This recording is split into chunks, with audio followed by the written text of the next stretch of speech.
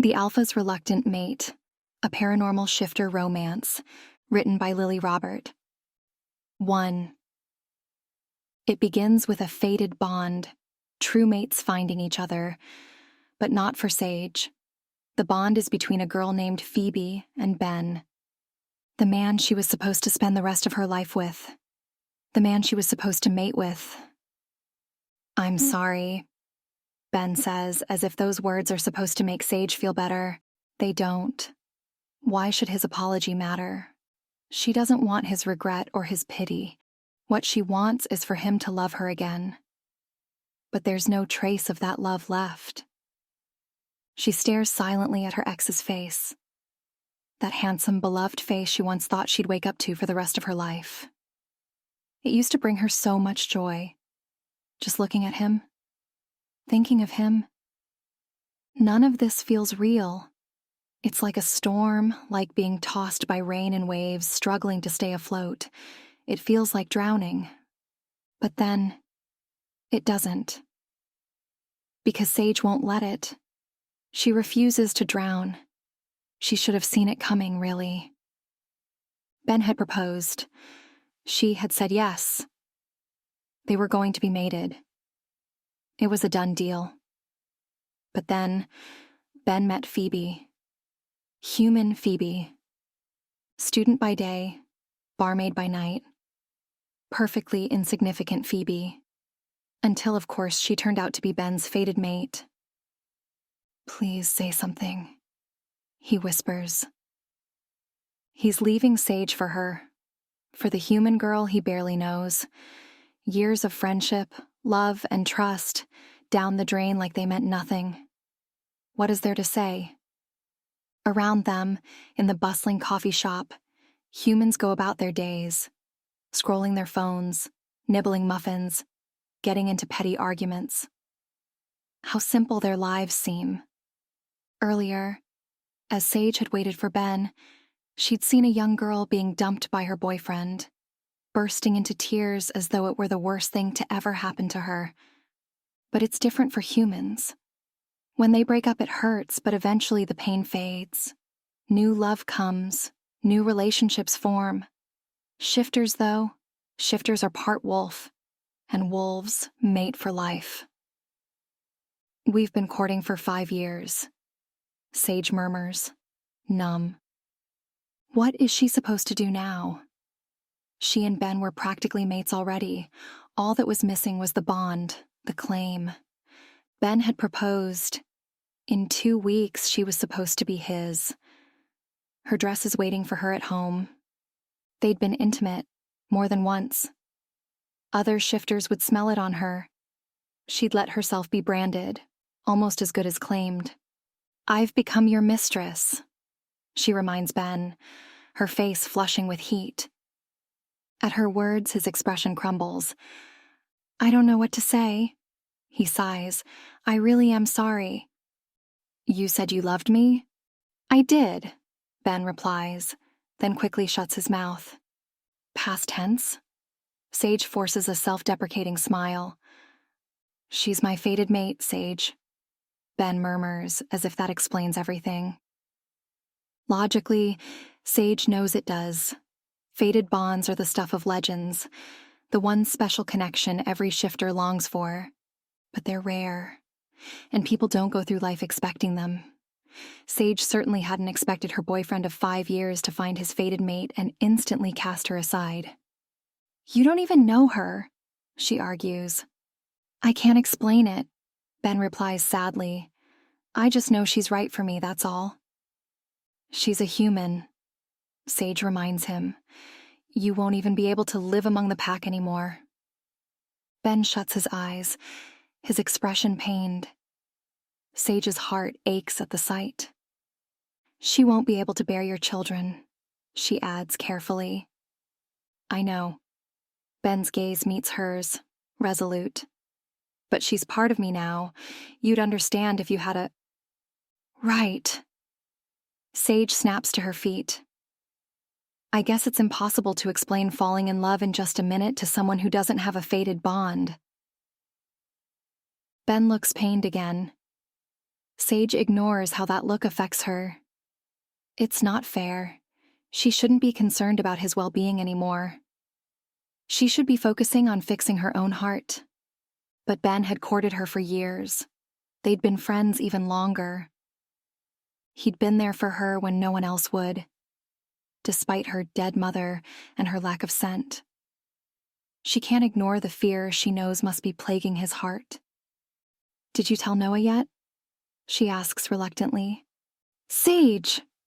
Ben growls lowly.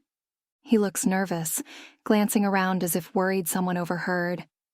"While people didn't comment on you calling my brother by his name when you were my fiancé, things are different now." Sage rolls her eyes, but Ben urgently squeezes her hand. "I'm serious," he presses. "He's your alpha, and you will refer to him as such." "Fine," Sage snaps, turning on her heel. "I get it. I'm not part of the family. I never was, and I never will be." "Wait." Ben's voice halts her, filling her heart with foolish hope. "Will you help us?" he asks softly, almost quietly. "Us?" Sage asks, genuinely confused. But then Ben gives her a look and her heart plummets. She is such a fool. "Me and Phoebe," he says. "We need your help." Before Sage can protest, before she can call him out for daring to ask such a cruel thing of her, he adds, "I know this is a lot to ask, but Sage, she's human. A week ago, she didn't even know shifters existed, let alone fated bonds. She's scared and confused, and you know the pack will hate her for being different, for taking me away." "You mean Noah will hate her for taking you away?" Sage observes. "Sage," Ben scolds. "You mean the alpha will hate her for taking you away." She corrects herself. "What do you want me to do about it?" Ben gives her a look she can't quite interpret. "You could speak to him. He listens to you." Sage's jaw drops. "Your brother doesn't listen to anyone, least of all me. He hates my guts."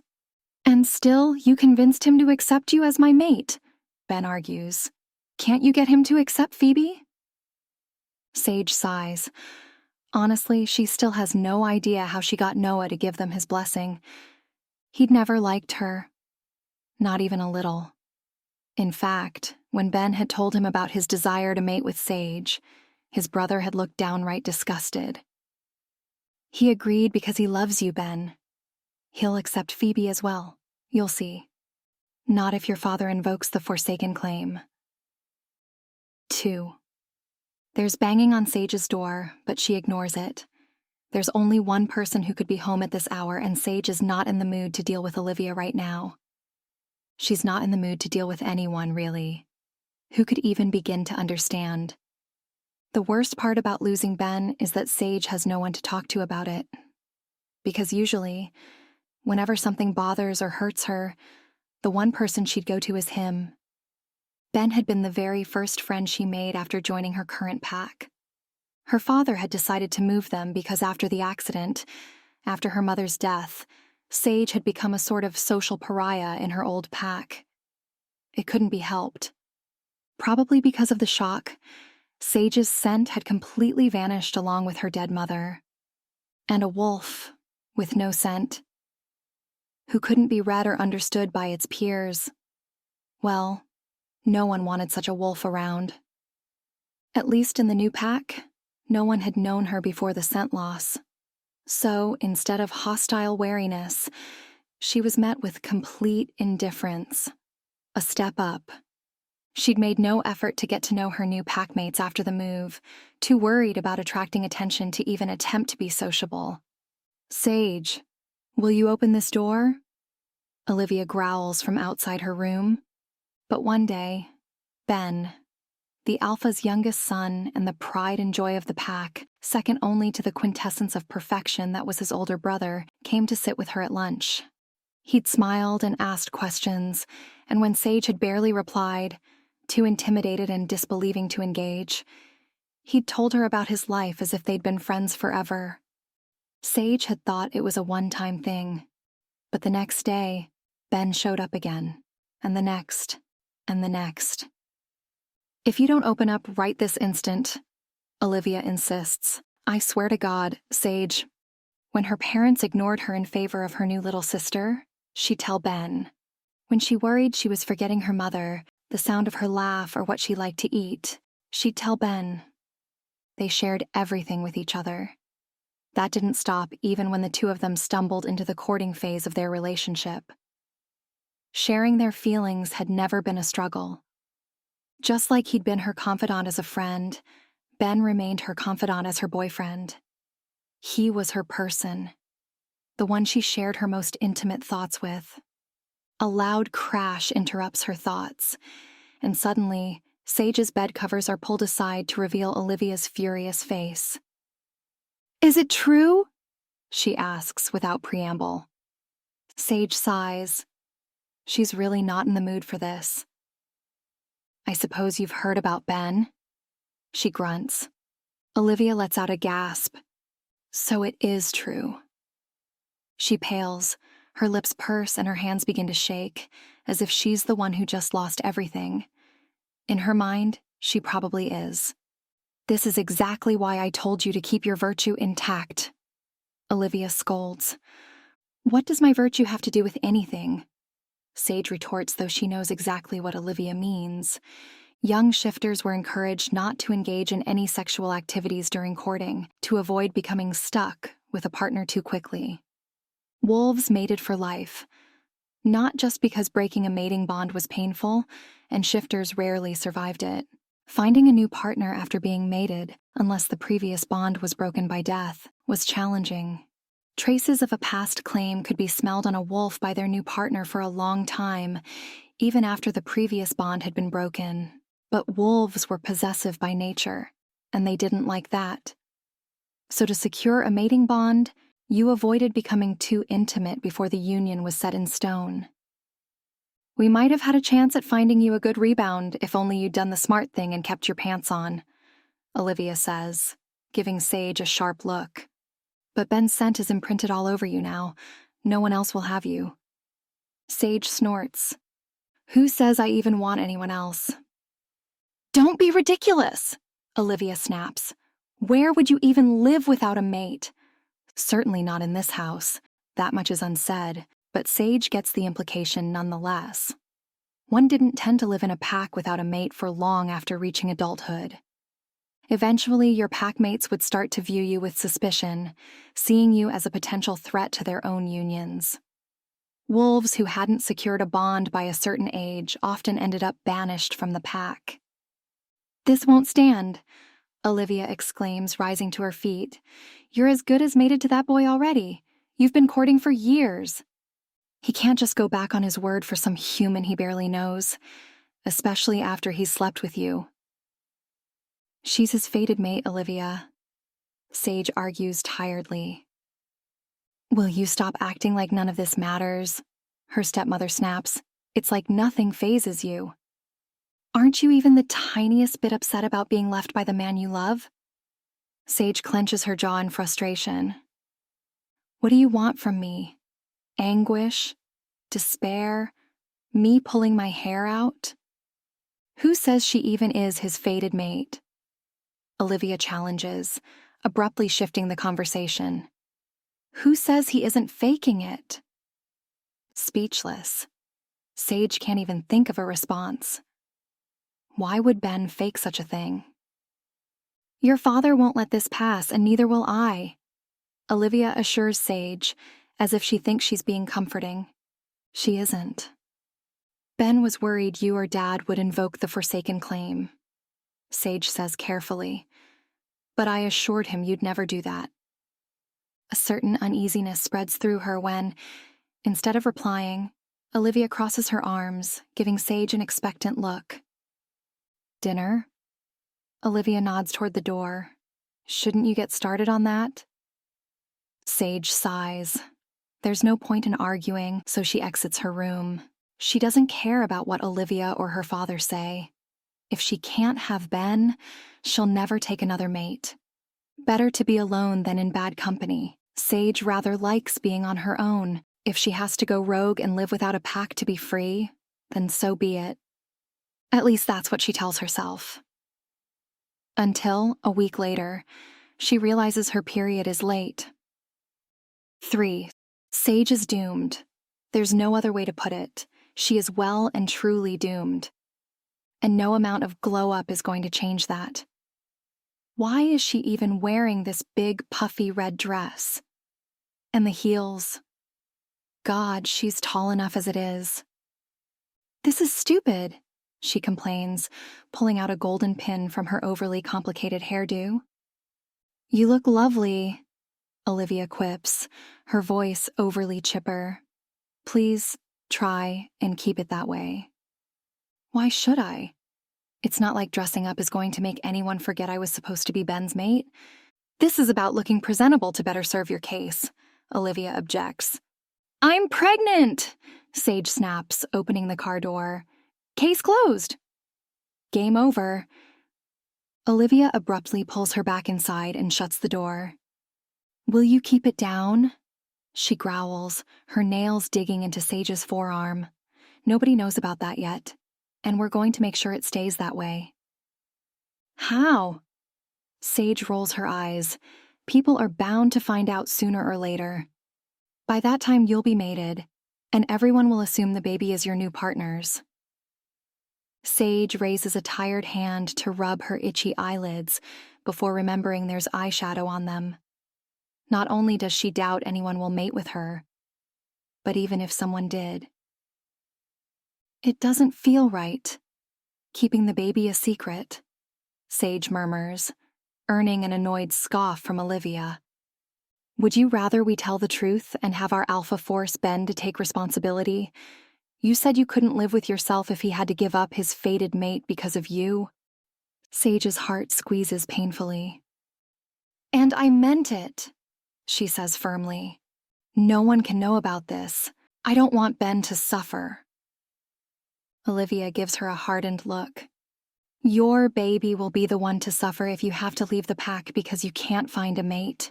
She sneers. Shifter children are difficult to raise even within a pack. Unprotected and alone, you wouldn't be able to care for your... I know. Sage cuts her off, heart in her throat. Why do you think I agreed to play dress-up and come with you tonight? I know. She refuses to be the type of mother who lets her child down, then chin up and make the best of it because this is your last shot. Olivia snaps. Either we find you a mate tonight, or I tell Ben the truth. Sage finishes, clenching her jaw. I know, Olivia. She's stuck between a rock and a hard place. Either she miraculously finds a mate, or she'll have to ruin Ben's happiness by forcing him to take responsibility for their future child. Sage can't possibly leave the pack now that she's going to be a mother. Her baby will need the protection of the pack and the guidance of an alpha. Your father is requesting a meeting as we speak, Olivia says, pushing Sage forward. All you have to do is keep quiet and avoid drawing attention to yourself. Sage lets herself be led to a house she's been to 100 times, but tonight it feels different, as if she's seeing it in a new light.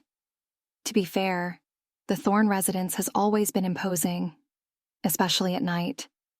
Standing tall amidst the misty forest like a veritable apparition, its grand facade, etched in silver moonlight, hides whispers of forgotten laughter and lingering stares as she approaches the towering oak doors. The familiar scent of pine and earth now feels like the threshold to a world where she no longer belongs.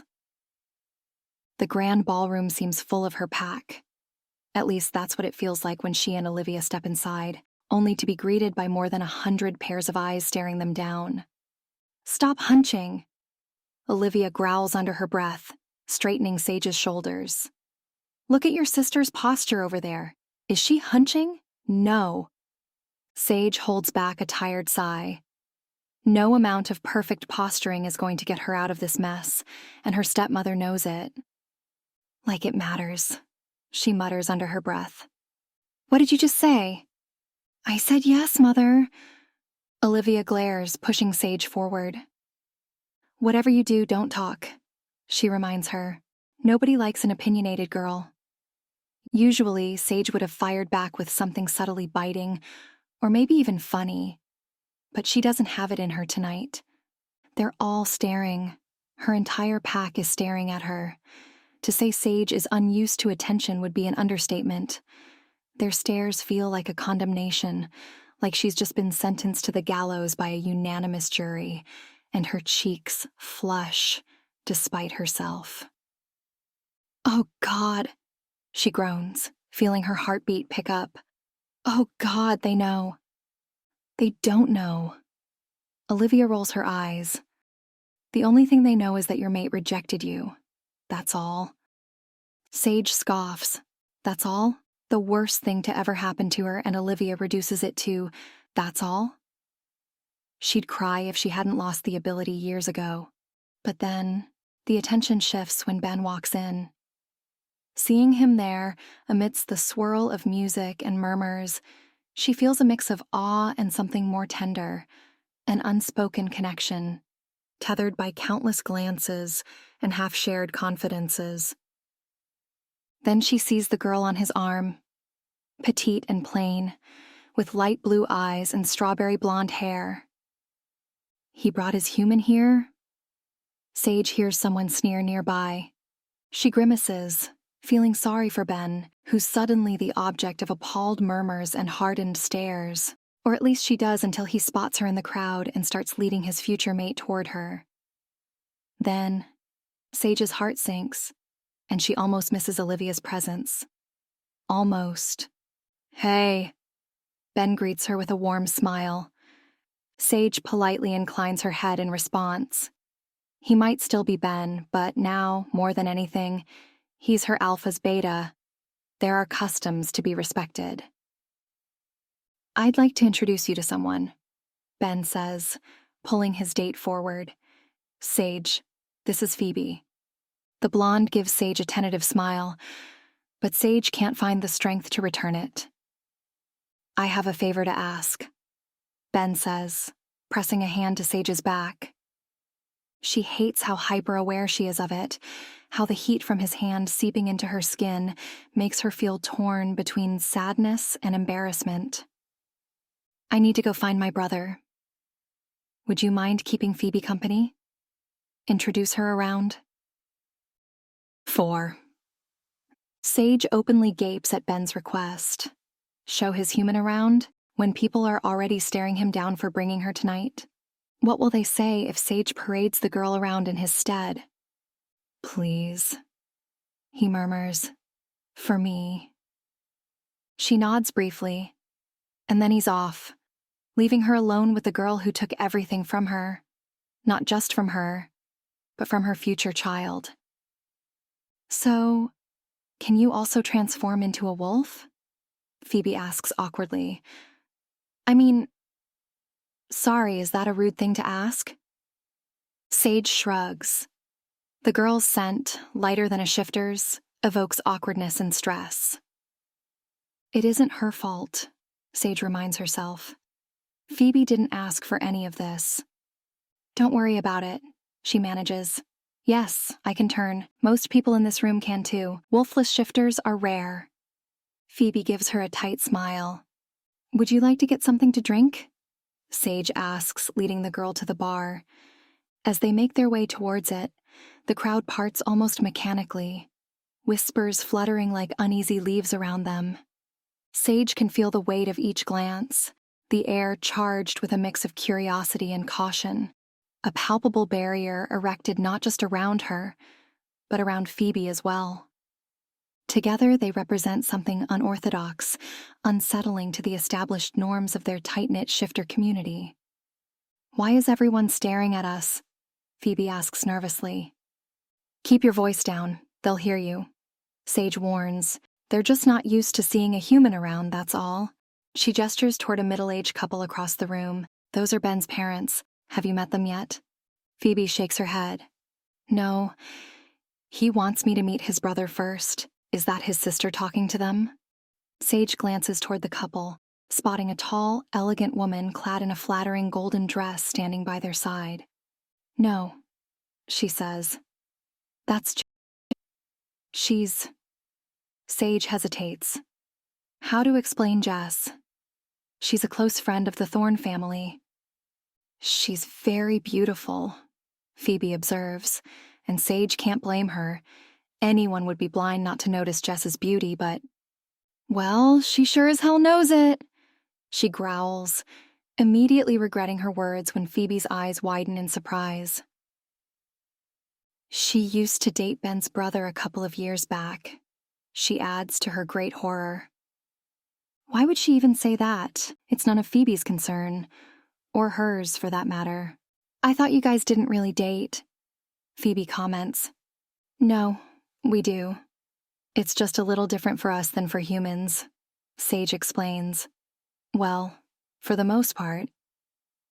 In the middle of the room, Jess throws her head back and laughs, earning plenty of appraising stares. Shifters didn't typically date, except for alphas. Alphas could do whatever they wanted, and their conquests only looked more enticing for having held their attention in the first place. They're still close, Sage mutters through gritted teeth. Who? Phoebe asks, as if she's lost track of the conversation. An abrupt stillness sweeps through the room like a cold wave, the atmosphere thickening with palpable anticipation. What's going on? Phoebe murmurs, looking around in confusion. Sage doesn't reply, feeling the shift in her very bones, a sharp pull that tugs at something deep within. It's a sensation she's come to both dread and crave, the feeling of Noah's silent command filling the room before she even sees him. The whispers around them fade, and then, there he is, striding through the parted crowd, magnetizing every gaze. All sharp jawline and nonchalant grace, Noah is tall and broad-shouldered, his intense eyes shaded by thick brows and full lips that rarely smile, though they always seem on the verge of smirking. He is hard to look away from. Sage manages, though, gritting her teeth in annoyance.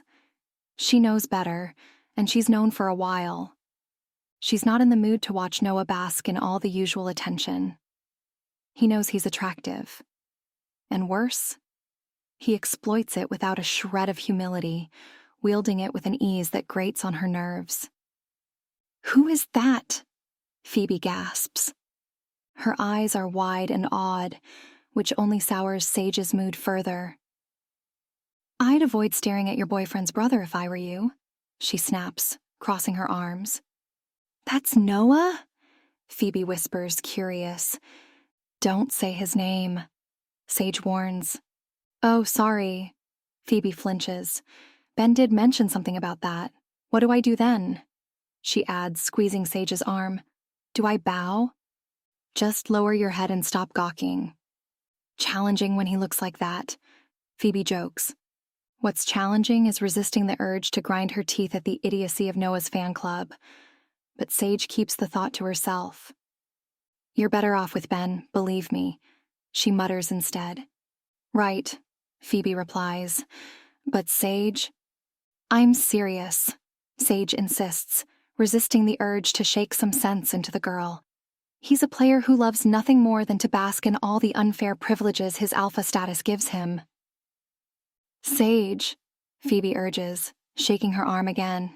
He's looking at you. He most definitely is not. He cannot stand me. Besides, he's always surrounded by a veritable posse of admirers he's too busy gazing at instead. But Sage doesn't add this last part. Even she knows how bitter it would sound. I guess, but... Phoebe squeaks, sounding like a nervous mouse. He's coming over here. Sage looks up just in time to see Noah take one last step before stopping right in front of her, his self-satisfied smirk all the more pronounced on his perfect mouth. It's always unsettling to look at Noah. He looks a lot like Ben, except he doesn't. They share the same thick eyebrows and light brown hair. But Ben's features are boyish, softened by a natural kindness. There's nothing soft about Noah's sharp cheekbones or the harsher clench of his jaw. Sage, he says instead of a greeting. His posture is relaxed, but his eyes are as dark and cold as ever.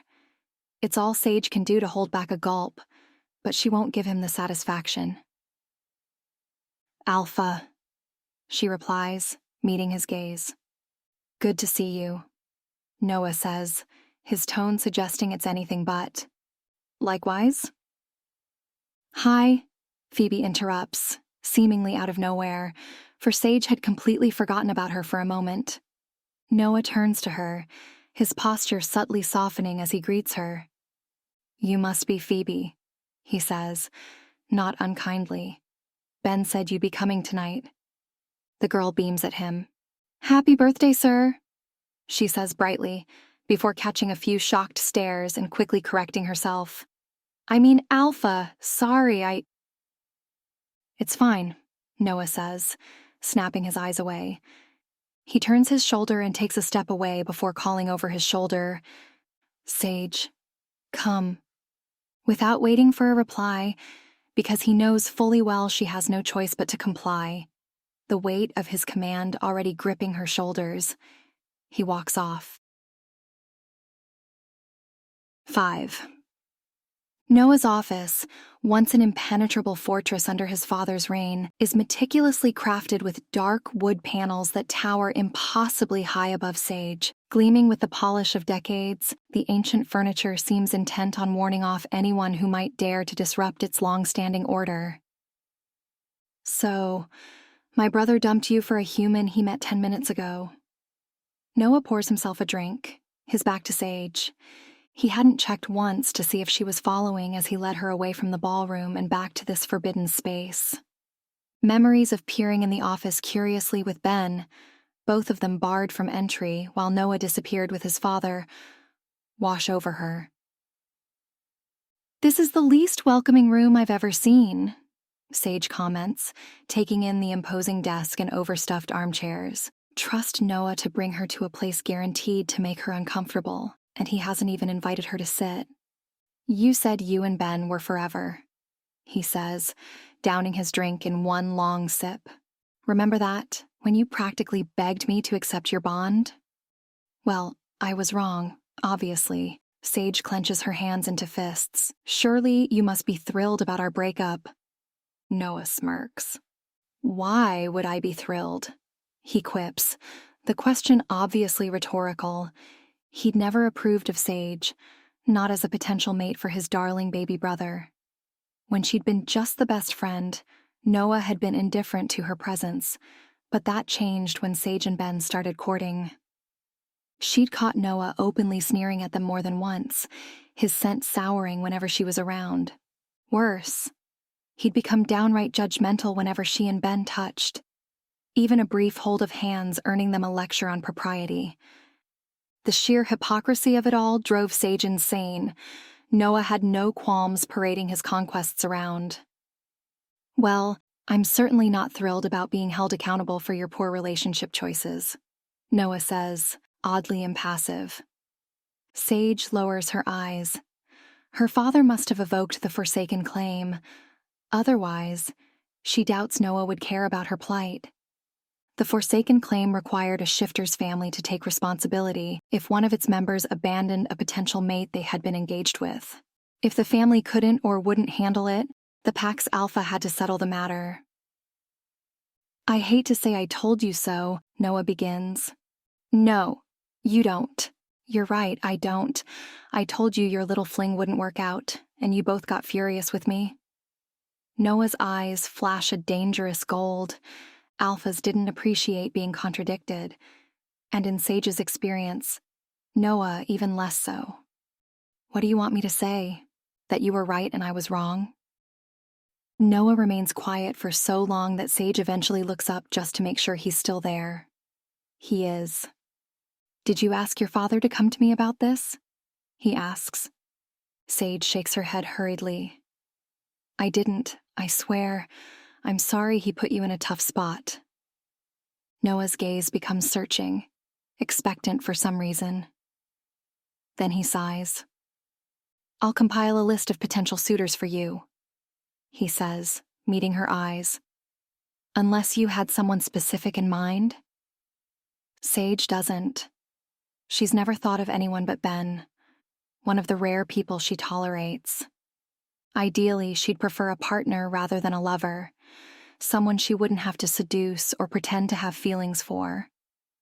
The idea of faking affection makes her stomach turn. Someone looking for a transactional relationship would be preferable, she tells Noah, who blinks in surprise. How romantic, he deadpans. Well, I'll never love anybody but Ben. I'd prefer my mate to know that. Noah's eyes darken slightly. He takes a step in her direction, then another. Before Sage can react, he's towering over her, the proximity overwhelming. All she can smell is him.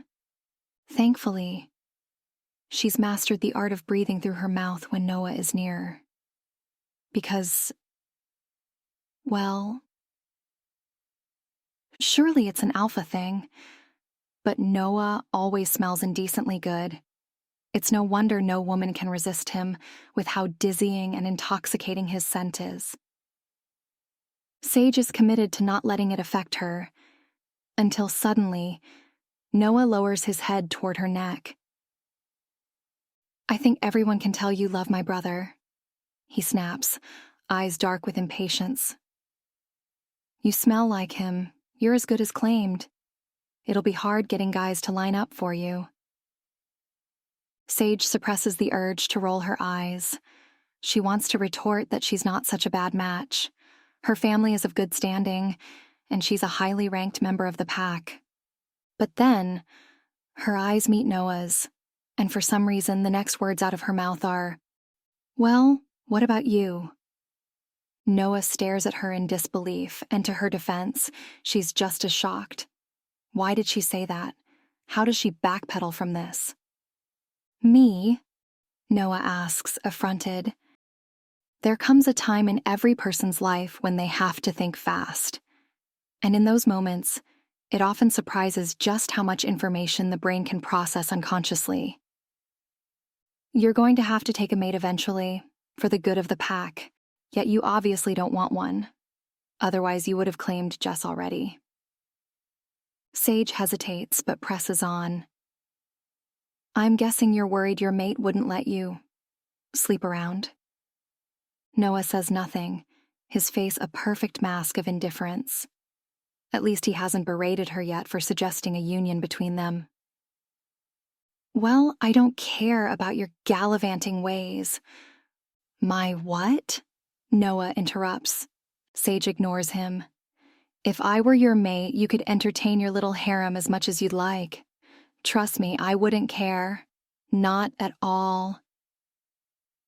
Noah keeps staring at her, and that's when Sage realizes she's only embarrassing herself. This is Noah she's talking to. Ben's older brother, her alpha, and a man who has refused to settle down for anyone. I'm sorry, she says quietly. This was a stupid idea. There's a beat of silence that seems to stretch into eternity. And then, you're really that desperate? Noah asks. It feels like a slap to the face. Why couldn't she keep her mouth shut? Out of all the foolish things to blurt out, she had to say that. I said I was sorry, Alpha. Sage spins on her heels, desperate to leave. Forget I said anything. Suddenly, nothing matters quite as much to Sage as fleeing this room, the man standing in it as quickly as she can. 6. The party is still in full swing when Sage returns to the ballroom, which works in her favor. Hopefully, her parents won't notice her absence among the crowd, or at least, not until she's far enough away that they can't make her come back. After the total humiliation of her encounter with Noah, Sage firmly believes her best hope of getting him to help her find a mate is to lay low, and she absolutely does not want to have to explain that to her parents. Now, how to get away discreetly. A quick glance around the reception reveals her options. Either exit through the front, which is impossible because her parents are right there, or escape through the back gardens, accessible from the ballroom. Sage clenches her jaw as she steps through the crowd. The back gardens stretch before her as she pushes open the double doors, cool night air wrapping around her like a soothing balm. The buzz of the party fades, muffled by the distance. If she could just make it out of here without anyone noticing, maybe she could get her mind to stop replaying her foolish words. "What about you?" she'd asked. Jesus, what an idiot. Her heels sink slightly into the soft earth as she weaves through clusters of lingering guests. Some are huddled in whispered conversations, others lost in their own worlds. But none seem to notice her. Almost free. Sage nears the more secluded part of the garden, where she knows there's a small, hidden path leading to the parking area. But just as she takes a turn behind the property, "Phoebe," Sage exclaims, surprised. The human girl is talking animatedly, a distraught expression on her face. Beside her is a tall man Sage doesn't recognize, who quickly walks off upon noticing her presence. Did something happen? And where is Ben? Phoebe's eyes briefly meet Sage's, and bitterness suddenly creeps in. She wouldn't be in this mess if Phoebe hadn't taken Ben from her. Whatever's bothering her isn't Sage's problem, and she should just focus on heading home. But she hesitates. She and Ben had been best friends for years. He was her first love, and, most importantly, he's the father of her unborn child. And he asked her to look after Phoebe. Damn it. Sage exhales sharply and turns around, her feet dragging her back toward Phoebe before she can second-guess herself. "You okay?" she asks. "Fine," Phoebe sighs, looking away. "Thank you for asking." Sage nods slowly.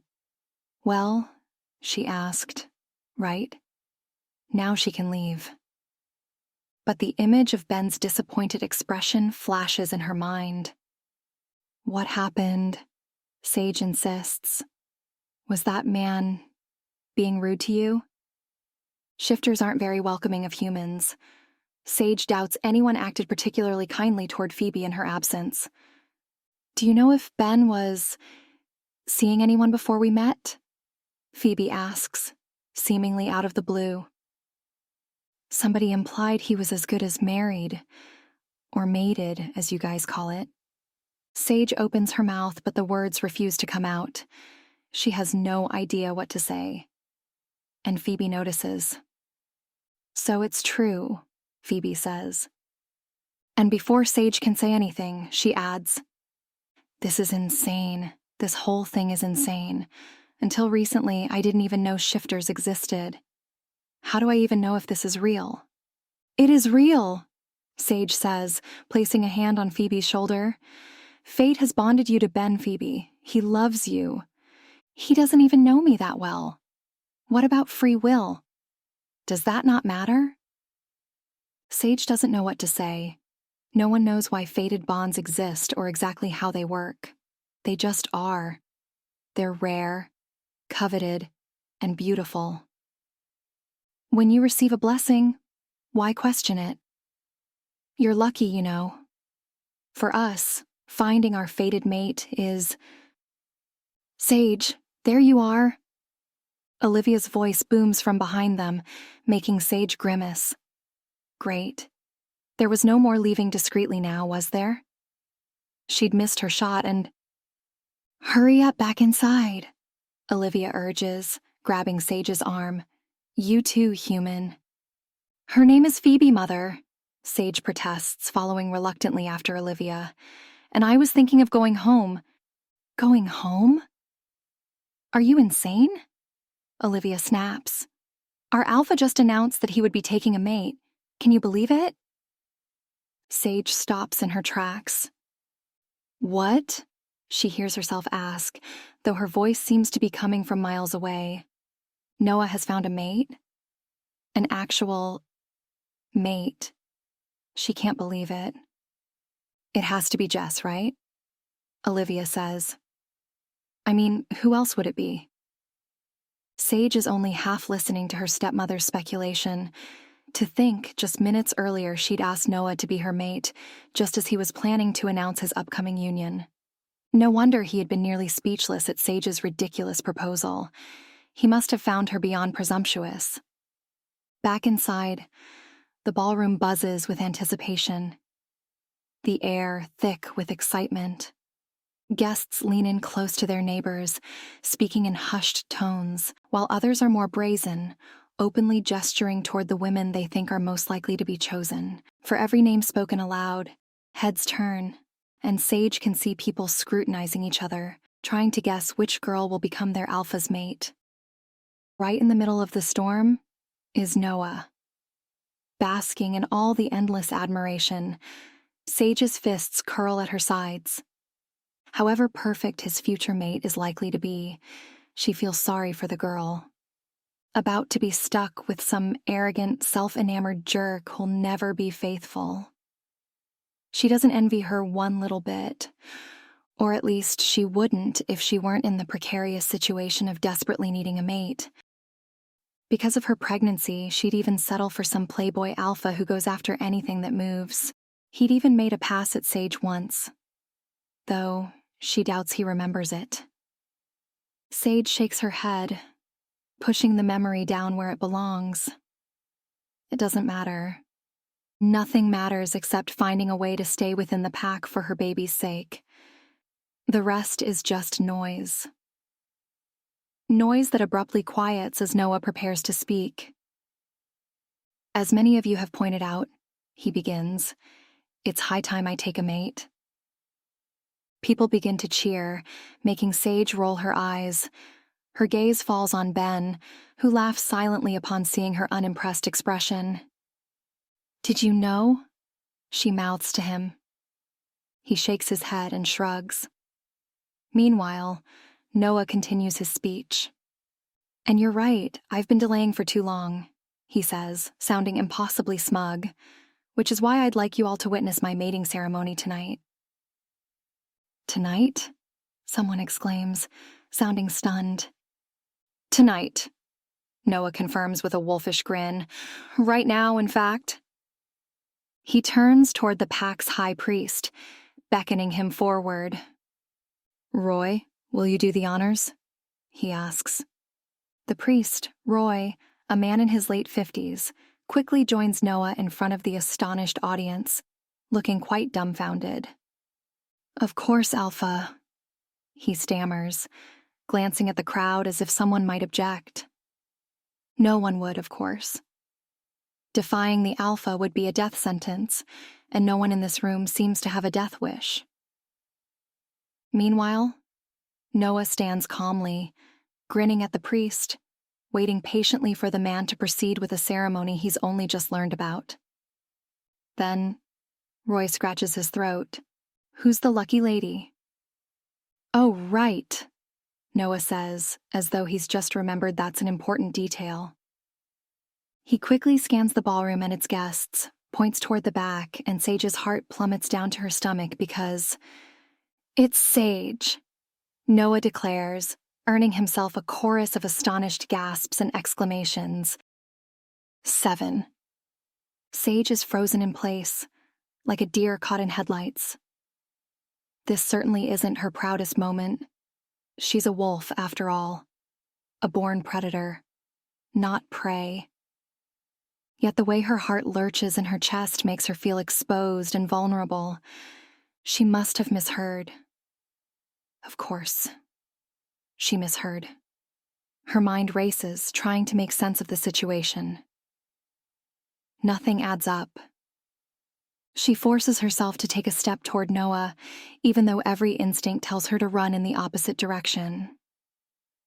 He can't seriously be considering going forward with a mating ceremony tonight, and with her of all people. This must be some sort of joke.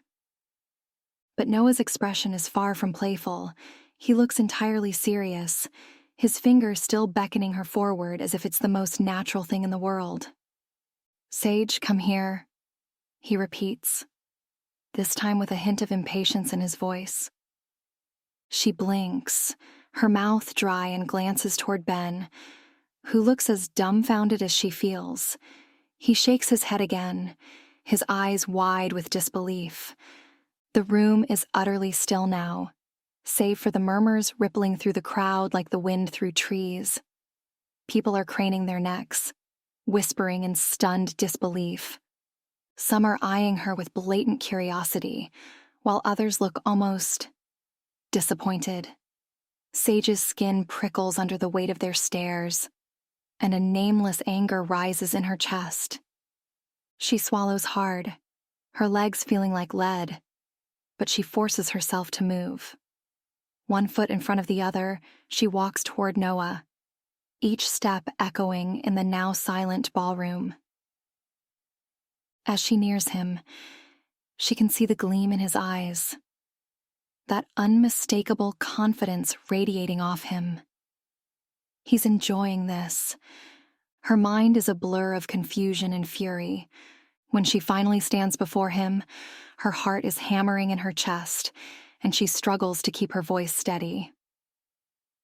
"What are you doing?" she manages, her tone low and sharp. Noah ignores her, instead waving his brother over. "Ben, come here," he says. "You'll be my witness. Olivia can be Sage's." "How long have you been courting?"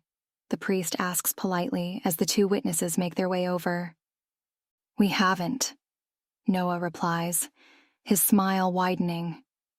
The words hit Sage like a punch to the gut.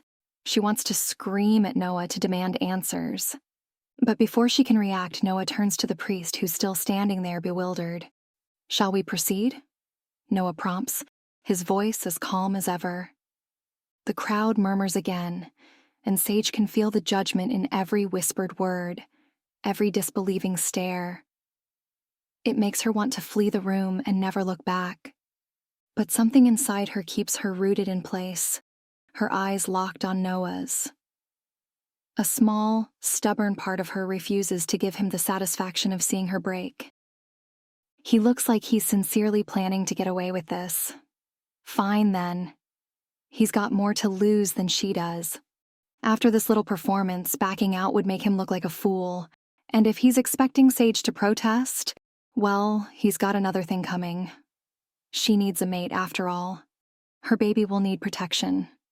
She's certainly not going to stand down now that there's a chance she might get just that, no matter how insane her would-be mate is acting. "Let's get this over with," she mutters, her voice barely audible.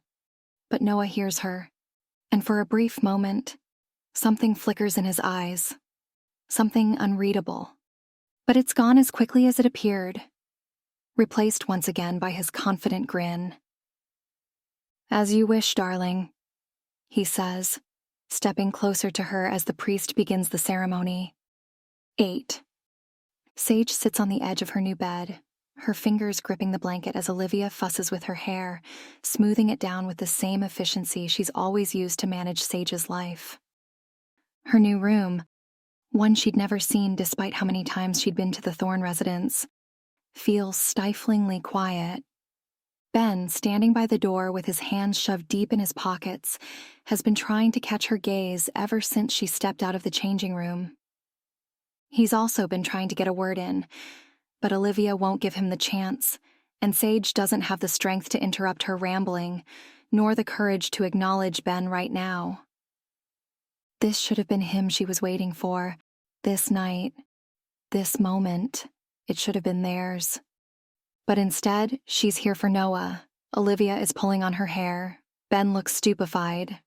And the priest, well, at least the priest doesn't seem fazed.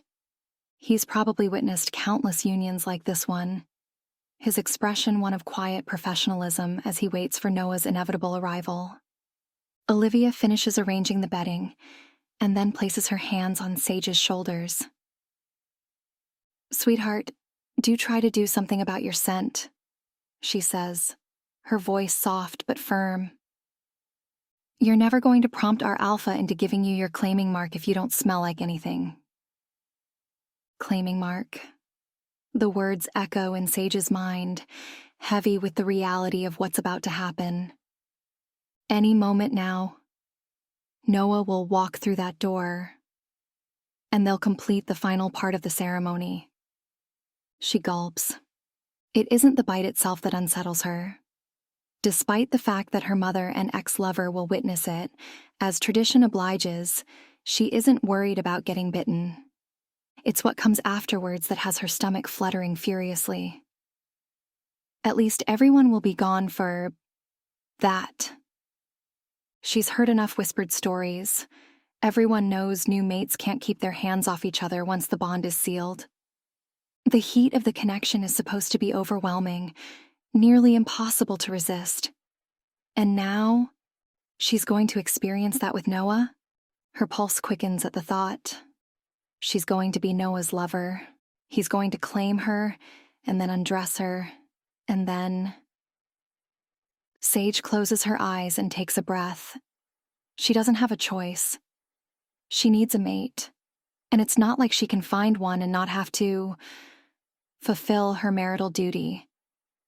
Her thoughts keep circling back to Noah, how he'd looked when she'd offered to become his mate, his smug expression during their entire mating ceremony.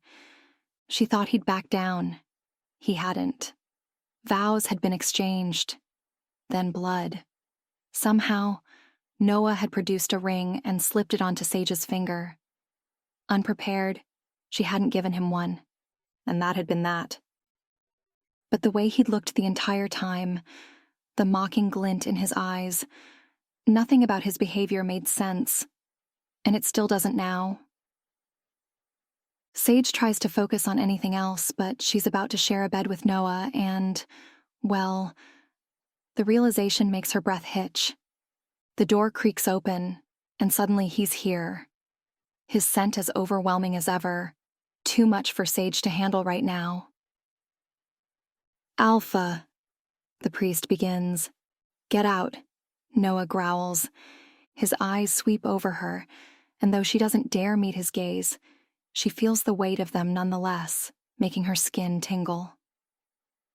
And then there's his scent, lingering in the air all around her.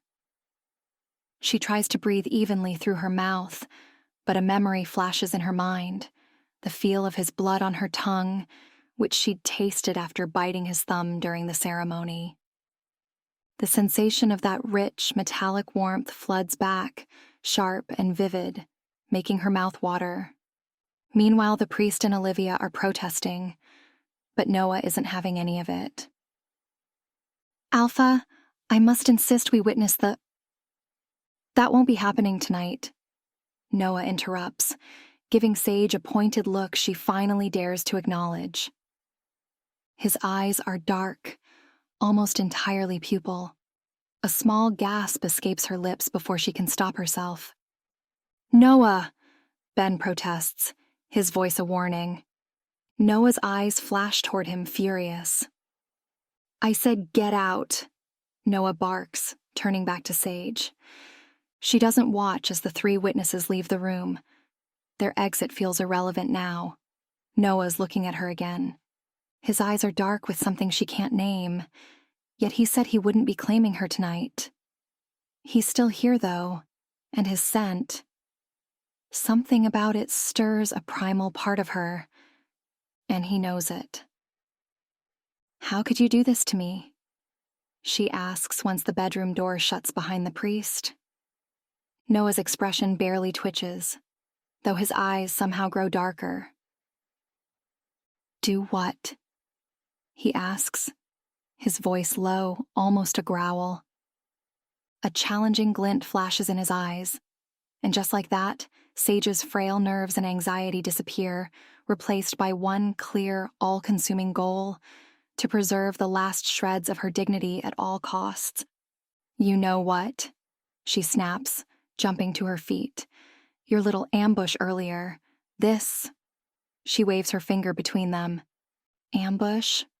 Noah scoffs. "You're the one who asked me to be your mate, remember?"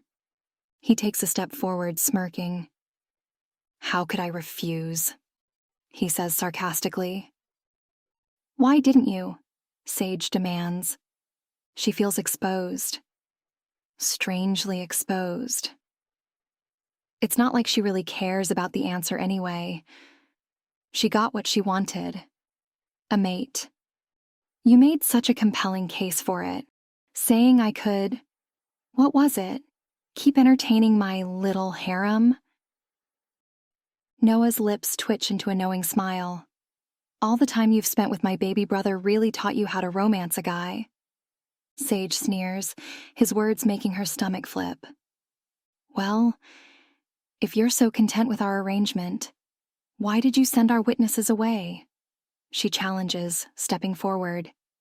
It's a mistake because, standing inches away from Noah, she gets another whiff of his scent, and if she weren't so annoyed with him, her knees would buckle.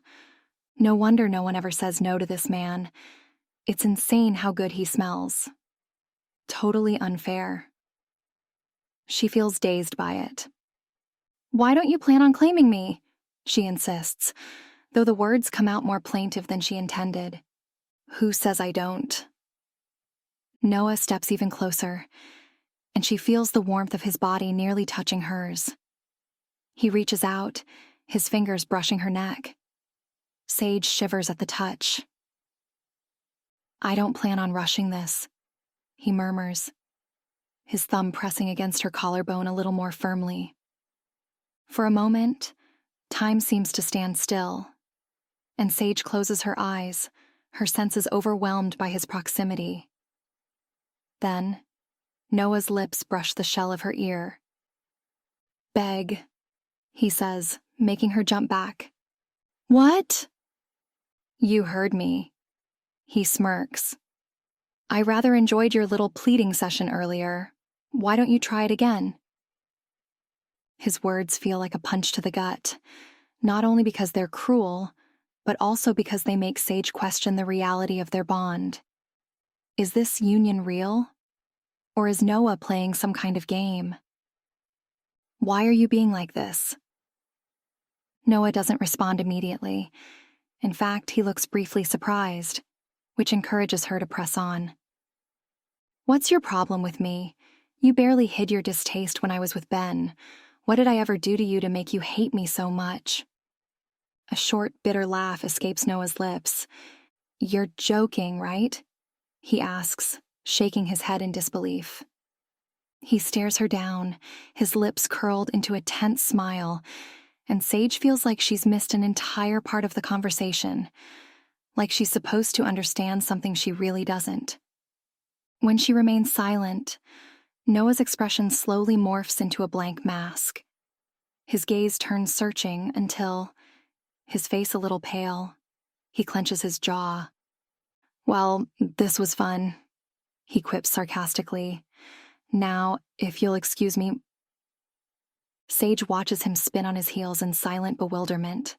Only when he's halfway across her room does she think to call after him, in a small, uncertain voice.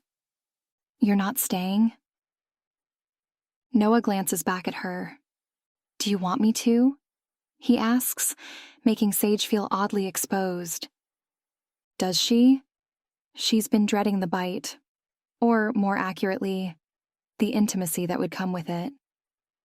I didn't think so, Noah says before exiting her bedroom. 9. It takes more than an hour for Sage to realize Noah isn't coming back. She waits for him on her bed, eyes glued to the door for far too long because, well, it's their mating ceremony, isn't it? Even if he doesn't want to claim her, surely he'll at least want to bed her. Considering the number of women she's seen him around with, he can't be too picky about who he spends the night with. But it doesn't look like Noah's coming back, and after walking around the residence trying to pick up his scent, it seems he's not even around anymore. Did he just leave her on the night of their mating ceremony? She shouldn't care. Of course she shouldn't. This morning, she wasn't even sure Noah would acknowledge her at his birthday party. And now, it suddenly occurs to Sage that she hadn't even wished Noah a happy birthday. She feels slightly sorry for it until she remembers he'd essentially cornered her into mating with him before leaving her like an idiot. It's stupid to feel betrayed. Of course it is. She has no right to feel so humiliated and foolish. She'd told him that if she were his mate, he could do as he pleased, and so he had gone out to do just that. And it's not like Sage even particularly likes him anyway, she tells herself, finally getting into bed. She just needed a mate, and Noah had been there. That's all. She tosses to the left side of the bed, then to the right. But did he really have to go meet up with one of his many conquests on the night of their mating ceremony? Sage throws off the covers. Never, in all the years they dated, had Ben ever made her feel so annoyed. Why did Ben have to go and meet his fated mate? Now Sage was stuck in some unfamiliar, empty bed, while her mate was out doing whatever, or whoever. The thought has her screaming into her pillow in frustration. But she must fall asleep at some point because, suddenly, she opens her eyes to the early morning light filtering through the curtains. Her mood is no better for having slept, so she tosses off the covers and heads downstairs to the kitchen, deciding that maybe making herself some breakfast will take her mind off things. She busies herself at the stove, cracking eggs into a pan and trying not to think about Noah, or where he is, or what he's been doing, or with whom. The sizzling of the eggs and the quiet hum of the house are a welcome distraction, but it doesn't last long. "Are you trying to cook?" Noah asks, sounding bewildered. He's leaning heavily against the kitchen door, looking unfairly attractive for someone still wearing last night's clothes. Sage arches an eyebrow at his wrinkled shirt and messy hair. "Did you just come home? Like, now?" Noah shrugs. "Something like that," he mumbles, stumbling toward the coffee maker. She watches him try and fail to pour himself a cup of coffee, fumbling with the buttons, his coordination tragically off. "Are you drunk?" she exclaims, more shocked than appalled, though there's a bit of that too.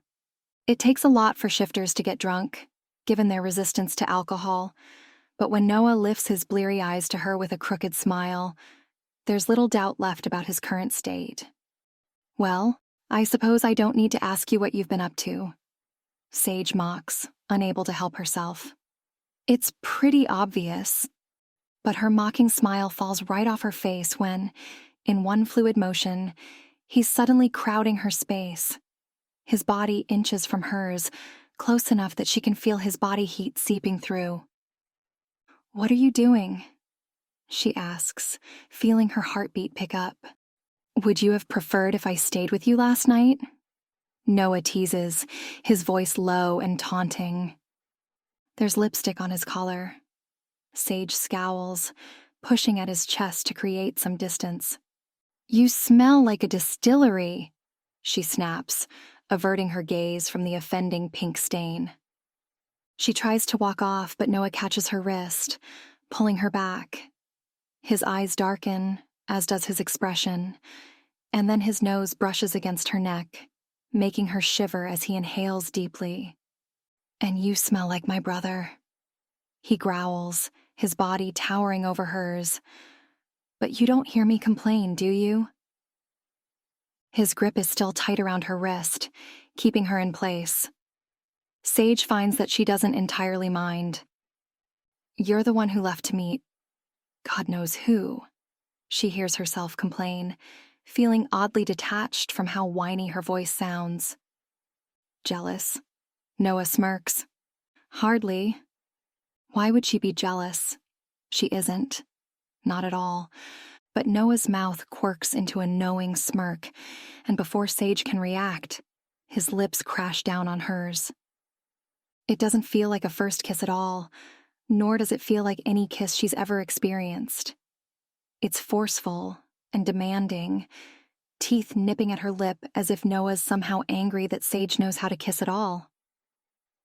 But she doesn't mind the bruising intensity, nor does she mind the tip of his tongue coaxing her into throwing her arms around his neck, trying to get closer. As if reading her mind, he immediately grips her thighs to lift her onto the kitchen counter, settling himself between them. His scent deepens from pleasant to intoxicatingly heady, and Sage feels dizzy with want. with the desire for Noah to continue kissing her and never stop, for him to stay right there against her, where she can run her hands along his back and taste his lips again and again, not even minding the taste of alcohol on them. She can't remember ever feeling this way, briefly wondering if it could be the pregnancy hormones or something. The thought sends a flash of fear through her at the idea of Noah finding out, being angry and stepping away. Suddenly, Sage feels downright terrified. She doesn't even react when Noah abruptly pulls away, stumbling back a couple of steps. "I'm sorry. I shouldn't have," he says, sounding as drunk as he probably is. Sage watches him exit the kitchen in silence, where she remains for a while, as if leaving would somehow mean something terrible. 10. 2 weeks later. Sage stares down at the velvet-lined tray of engagement rings, the soft glow of the store lights reflecting off the polished stones. They glitter under the glass, each one more beautiful and extravagant than the last. But her mind is too distracted to focus on picking out something that seems trivial amidst all her troubles. "What about this one?" Olivia points to an intricate solid gold band. "I think it's fitting, don't you? Do you think Noah would like it?" Sage shrugs.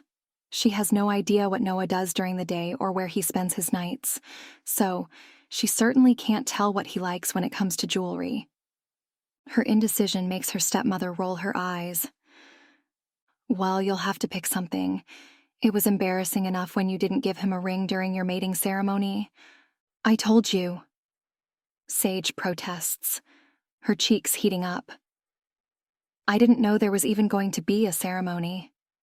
Which is why you should never have propositioned him out of nowhere," Olivia snaps. "It was improper and could have blown up in your face." "Well, it hasn't," Sage replies, walking off. Let Olivia pick the damn ring if it's so important. It certainly isn't to Sage, and she's pretty sure Noah doesn't care either. "How are things progressing between you two?" Olivia's voice is casual, but Sage knows her stepmother is scrutinizing her, eyes sharp and curious as she pretends to look at the rings. Sage shifts uncomfortably, her fingers absent-mindedly brushing over the edge of the glass case. She doesn't answer right away, her thoughts swirling with memories of the past few days. Days spent living in Noah's house, their house now, though it doesn't feel like it. Despite knowing the place well, it doesn't feel familiar without Ben there. And Noah? Well, if he isn't busy with pack duties, he's always surrounded by family members or other wolves, discussing business or attending meetings. The rare times they have a meal together, they're never alone. There's always someone else at the table, a cousin, a pack member, someone needing Noah's attention. And at night? Well, he certainly hasn't tried kissing her again, that's for sure. "Sage, are you listening to me?" Olivia's eyes narrow, and Sage blinks, feeling the weight of her stepmother's gaze. "Sorry, what did you say?" Olivia sighs, a touch impatient. "I said you still don't have a mating bite. What's going on?" Her voice lowers, the concern obvious now. "Are you at least doing the deed?" The question makes Sage's stomach turn. "That's none of your—" "Sage," Olivia growls, sensing all she needs from the silence. "You need to make it happen, and soon. If you haven't slept with him before you start showing, how do you think he'll react? He hasn't claimed you. Your bond isn't set in stone." Sage feels a flush of frustration rising, but she bites it back down. "There hasn't been a good time, I guess." "You need to make the time, Sage. The pack is watching you both, and if Noah isn't acting like a proper mate..." Olivia trails off, but the implication is clear. Sage holds back a scoff. She doesn't feel like telling Olivia the reason Noah isn't acting like a proper mate is because he agreed to take Sage on the condition that he wouldn't have to act like one. Just a few nights ago, she had woken up feeling inexplicably restless, and before she knew what she was doing, she'd found herself walking into Noah's bedroom. Empty, despite the late hour. She'd felt silly, not even sure why she'd gone there in the first place. It wasn't as if she expected him to be there waiting for her. And yet, she'd sat on his untouched bed, feeling lost and adrift, thinking the same thing Olivia was telling her now. Her mating bond was precarious at best, and if it didn't work out, she doubted anyone else would ever want to mate with her again. So, despite the lack of logic, she decided to wait up. But when Noah came home hours later, he hadn't been alone. Instead of greeting him as she'd half-planned, she'd watched him laugh at something Jess had said, his arm looped around her as they stumbled into his bedroom. That explained why he hadn't tried anything more with her. Why would he when he had Jess and plenty of better options than Sage? Served her right, she supposed. She'd told him he could do as he pleased. She had gotten into this situation by promising not to impose or ask anything of him. Complaining now would be hypocritical. And more importantly, if she said anything, Noah might no longer see any point in keeping her as his mate. Still, she couldn't shake the sting of standing there, watching him disappear into his room with another woman. Her emotions felt foolish, and they still frustrated her to this day. Sage? Olivia's voice cuts through the memory, dragging her back to the present. Are you listening to me? She nods, though her mind is far from the glittering rings in front of her. Sure. She tries to walk away, but Olivia grabs her arm. The man is known to sleep around. She whispers near Sage's ear. There's no reason for him not to do it with his own mate. Make it happen. Sage chokes on a laugh. Not one for mincing words, huh? She jokes, though her throat feels tight. Olivia sighs. I'm done tiptoeing around this while you're being purposely obtuse. Your child's safety is at stake. What's the problem? Do you not find Noah attractive? Sage nearly chokes on her reply. Anyone would have to be blind not to find Noah attractive. Actually, even a blind person would probably find him attractive, just from the way he smells, or talks, or... He's fine, she replies, aiming for neutral. Judging by Olivia's expression, she fails miserably. After a moment's hesitation, Sage continues under her stepmother's insistent glare. I just don't think Noah's interested. He pushed you away? Olivia interrupts, looking stunned. What did you do? How did you approach him? She looks about ready to give Sage lessons on enticing a man, and it's extremely awkward to say the least. Well, I didn't exactly... Olivia closes her eyes and sighs. Sage, did you even try to let him know you were interested? Well, not in so many words, Sage argues, hoping for the ground to swallow her whole, which, unfortunately, it doesn't. But shouldn't he be the one? Did it occur to you that perhaps he's trying to be respectful? Sage snorts. She's pretty sure he wasn't being respectful when he came home with Jess. She purses her lips. She's being hypocritical again, isn't she? She agreed to the arrangement. It had nothing to do with her. Olivia is right. Perhaps Noah would be open to being with her if Sage showed any inclination. On the night of their mating ceremony, Noah had asked if she actually wanted him to stay, and he had left when Sage said nothing. But perhaps if she had... Meanwhile, Olivia waves a ring in front of Sage's face. You'll give him this one tonight to express your commitment and go from there, she decides, and Sage is half resolved to agree. That one? It's so ornate. He'll hate it. She waves absently at a simple white gold band that's much better suited. This one, please, she tells the salesman before taking a resolved breath. Olivia has a point. Things aren't going to move forward on their own, and Sage is the one in a hurry. She can't wait for Noah to come to her. She'll have to actively pursue him instead. If only the prospect didn't make her feel so nervous. 11. It's all well and good for Olivia to insist that Sage seduce Noah, but there isn't much one can do when the man is literally never around.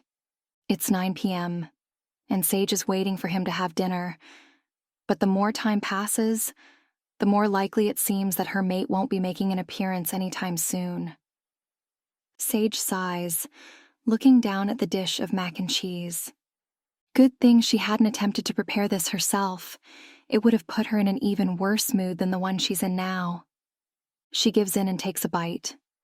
Then another, chewing bitterly, and before she knows it, she's eaten half of a dish meant for 6. Pretty sure this isn't what eating for 2 means, she mutters, tossing the towel aside. Fine.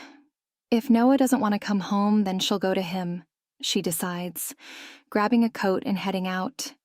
She's already been driving for 5 minutes when she remembers she has no idea where Noah is. It's not like he keeps her updated on his comings and goings. But a strange feeling tells her she's heading in the right direction, and with nothing better to do, Sage follows it. They're somewhat mated now, and apparently, mates have the ability to sense each other's presence. She and Noah haven't exchanged mating marks, but maybe the ceremony and blood exchange were enough to create some kind of bond. It seems that way when nearing a bar she vaguely remembers visiting once with Ben. Sage spots Noah's car parked nearby. She wouldn't miss it. It's a bright, flashy sports car that screams, "I live for attention." Very Noah. Sage parks her own vehicle where she can and makes her way toward the bar, feeling a little less confident now that she's about to enter. The bar is cozy, with low lighting casting a warm amber glow over the wooden floors and walls. It's the kind of place Ben always liked. Unassuming, laid back, where people came to unwind rather than show off, and the familiarity briefly settles over her, loosening the tension in her chest. That's when she spots Ben. He's bent over one of the pool tables, lining up a shot, while Phoebe watches with a mix of polite interest and confusion. She nods along as Ben explains something, but her eyes are fixed on the table, clearly trying to make sense of the game. Sage can't help but smile a little at the sight. She and Ben used to play pool all the time. Sage was quite good at it, in fact. She is about to approach them, to say hello and maybe ask if they've seen Noah around, when an uneasy feeling creeps up her spine, one she can't quite place. Her gaze shifts, almost involuntarily, toward the bar, where a man sits, leaning sideways with one elbow on the counter. There's nothing outwardly threatening about him, just another figure in the dimly lit room. But something about his posture, the way his shoulders are hunched and his head is tilted. Sage's instincts flare, a subtle alarm sounding in her mind as she edges closer. She can't explain why, but the man's presence feels wrong, out of place. Her eyes narrow, and she takes a step toward the bar. Her original plan to greet Ben and Phoebe momentarily forgotten. She settles beside the man at the bar, ordering herself a drink while subtly taking in his features. They're sharp, almost gaunt, giving him a sickly air that does nothing to dampen his allure. It's his eyes, dark and unreadable, that seem both sinister and enticing. The man doesn't seem to register her presence. In fact, his attention is solely focused on the pool table. Sage's stomach twists with anxiety. "Sorry, are you a friend of Phoebe's?" Sage asks, confused. She's seen this man before, she thinks. But where? With Phoebe, she can't remember. Green eyes briefly flash to her face. "Fuck off," the man says calmly. Without thinking, Sage spins on her heels, confusion washing over her. Why had she even approached him? She doesn't even remember why she's here, in this place. Her heart is racing, and she feels disturbed in a way she can't explain, as if she's witnessed something terrible. Except she can't recall what. Two warm hands grip her shoulders, twisting her around, and Sage finds herself staring at Noah, his face a mix of aggravation and concern. "What happened?" he asks, his tone calm despite the tension in his shoulders. "Are you okay?" Sage blinks at him, still confused. It doesn't help that, having not expected him to show up out of nowhere, she's forgotten to breathe through her nose and is now assaulted by his unfairly captivating scent. Her stunned silence makes him frown. "Sage?" he presses, gently cupping her face. "Talk to me. What's going on?" It's so inconsiderate of him to expect a coherent answer when he's touching her like this, smelling the way he does. Sage bravely glances toward the bar where she feels the root of her previous distress should be, but when she sees nothing out of the ordinary, only bottles and a bored-looking bartender, she turns back to Noah and shrugs. Nothing," she says, taking a step back. "What are you doing here?" Noah's concerned expression quickly shifts to incredulity. "What am I doing here? What are you doing here?" "Looking for you," Sage replies truthfully, still trying to regain her bearings. She finally does when she notices Noah's bewildered look. "You... what? Why?" He sounds confused, and his gaze drifts toward the pool table, where Ben and Phoebe are still playing. "Were you hoping to make Ben jealous or something?" Noah jokes. Sage rolls her eyes, ready to respond with sarcasm, but something holds her back. "I made dinner," she says instead, lowering her eyes. "But you weren't there, so did you burn down my kitchen?" "I did not." Sage lightly hits his shoulder. "I ordered in. I'm not an idiot." Noah laughs, and it does something strange to Sage's heart, like a stab that feels oddly pleasant. "Are you saying you wanted us to have dinner together?" Noah asks warily, though not mockingly. Sage feels embarrassed nonetheless, exposed. "No!" she protests immediately, before remembering she's supposed to be seducing him. "Well, maybe?" Noah blinks. He probably thinks she's breaking their deal, asking him to hang out. Sage is about to assure him she doesn't want to disrupt his night prowling, somewhat bitterly, when a tall blonde suddenly appears beside Noah, smiling too widely. "Sage, what a surprise!" Jess exclaims, her grin nearly blinding. "Noah didn't tell us you were coming." Sage frowns, feeling like she's overstayed her welcome for some reason. Just as she's about to come up with an excuse, Noah wraps an arm around her shoulders. "We were just leaving," he says cheerfully. "Sage wants to have dinner." Jess's expression falters briefly before she quickly recovers, schooling her features back into a smile. "Good," she comments, though there's a nervous edge to her voice. "Great." Her eyes flicker to the pool table. "How are things with you and Ben, Sage?" she asks warmly, though Sage tenses. It mustn't be easy having to step away because he's found his fated... Why would you even ask her that? Noah interrupts, pulling Sage closer. His scent sours briefly before he reins it in. Jess grimaces, noticing the shift. "I'm just saying, let's go, Sage," Noah snaps, maneuvering her away, his arm still draped around her shoulders as they leave. Sage doesn't dare say anything, sensing that it would only aggravate Noah further. She does, however, glance back at Jess, who watches them walk away with a concerned expression. 12. Noah laughs when he sees how much mac and cheese is left on the dinner table, though he does hand over some ice cream to Sage after noticing her displeased pout. "That's my favorite," she comments happily, digging her spoon in beside Noah, who's reheating his meal in the microwave. I know, he replies. Ben always insisted we keep some at our place for you. Sage freezes upon hearing Ben's name, not so much because it still stings to hear about their past, though it does a little, but more so because, despite Noah's neutral tone, she feels there's a question laced within his words, and she has no idea how to answer it. How are you holding up? Noah asks, more directly this time. His tone isn't unkind. Sage sighs. It's just strange, I guess, she replies honestly.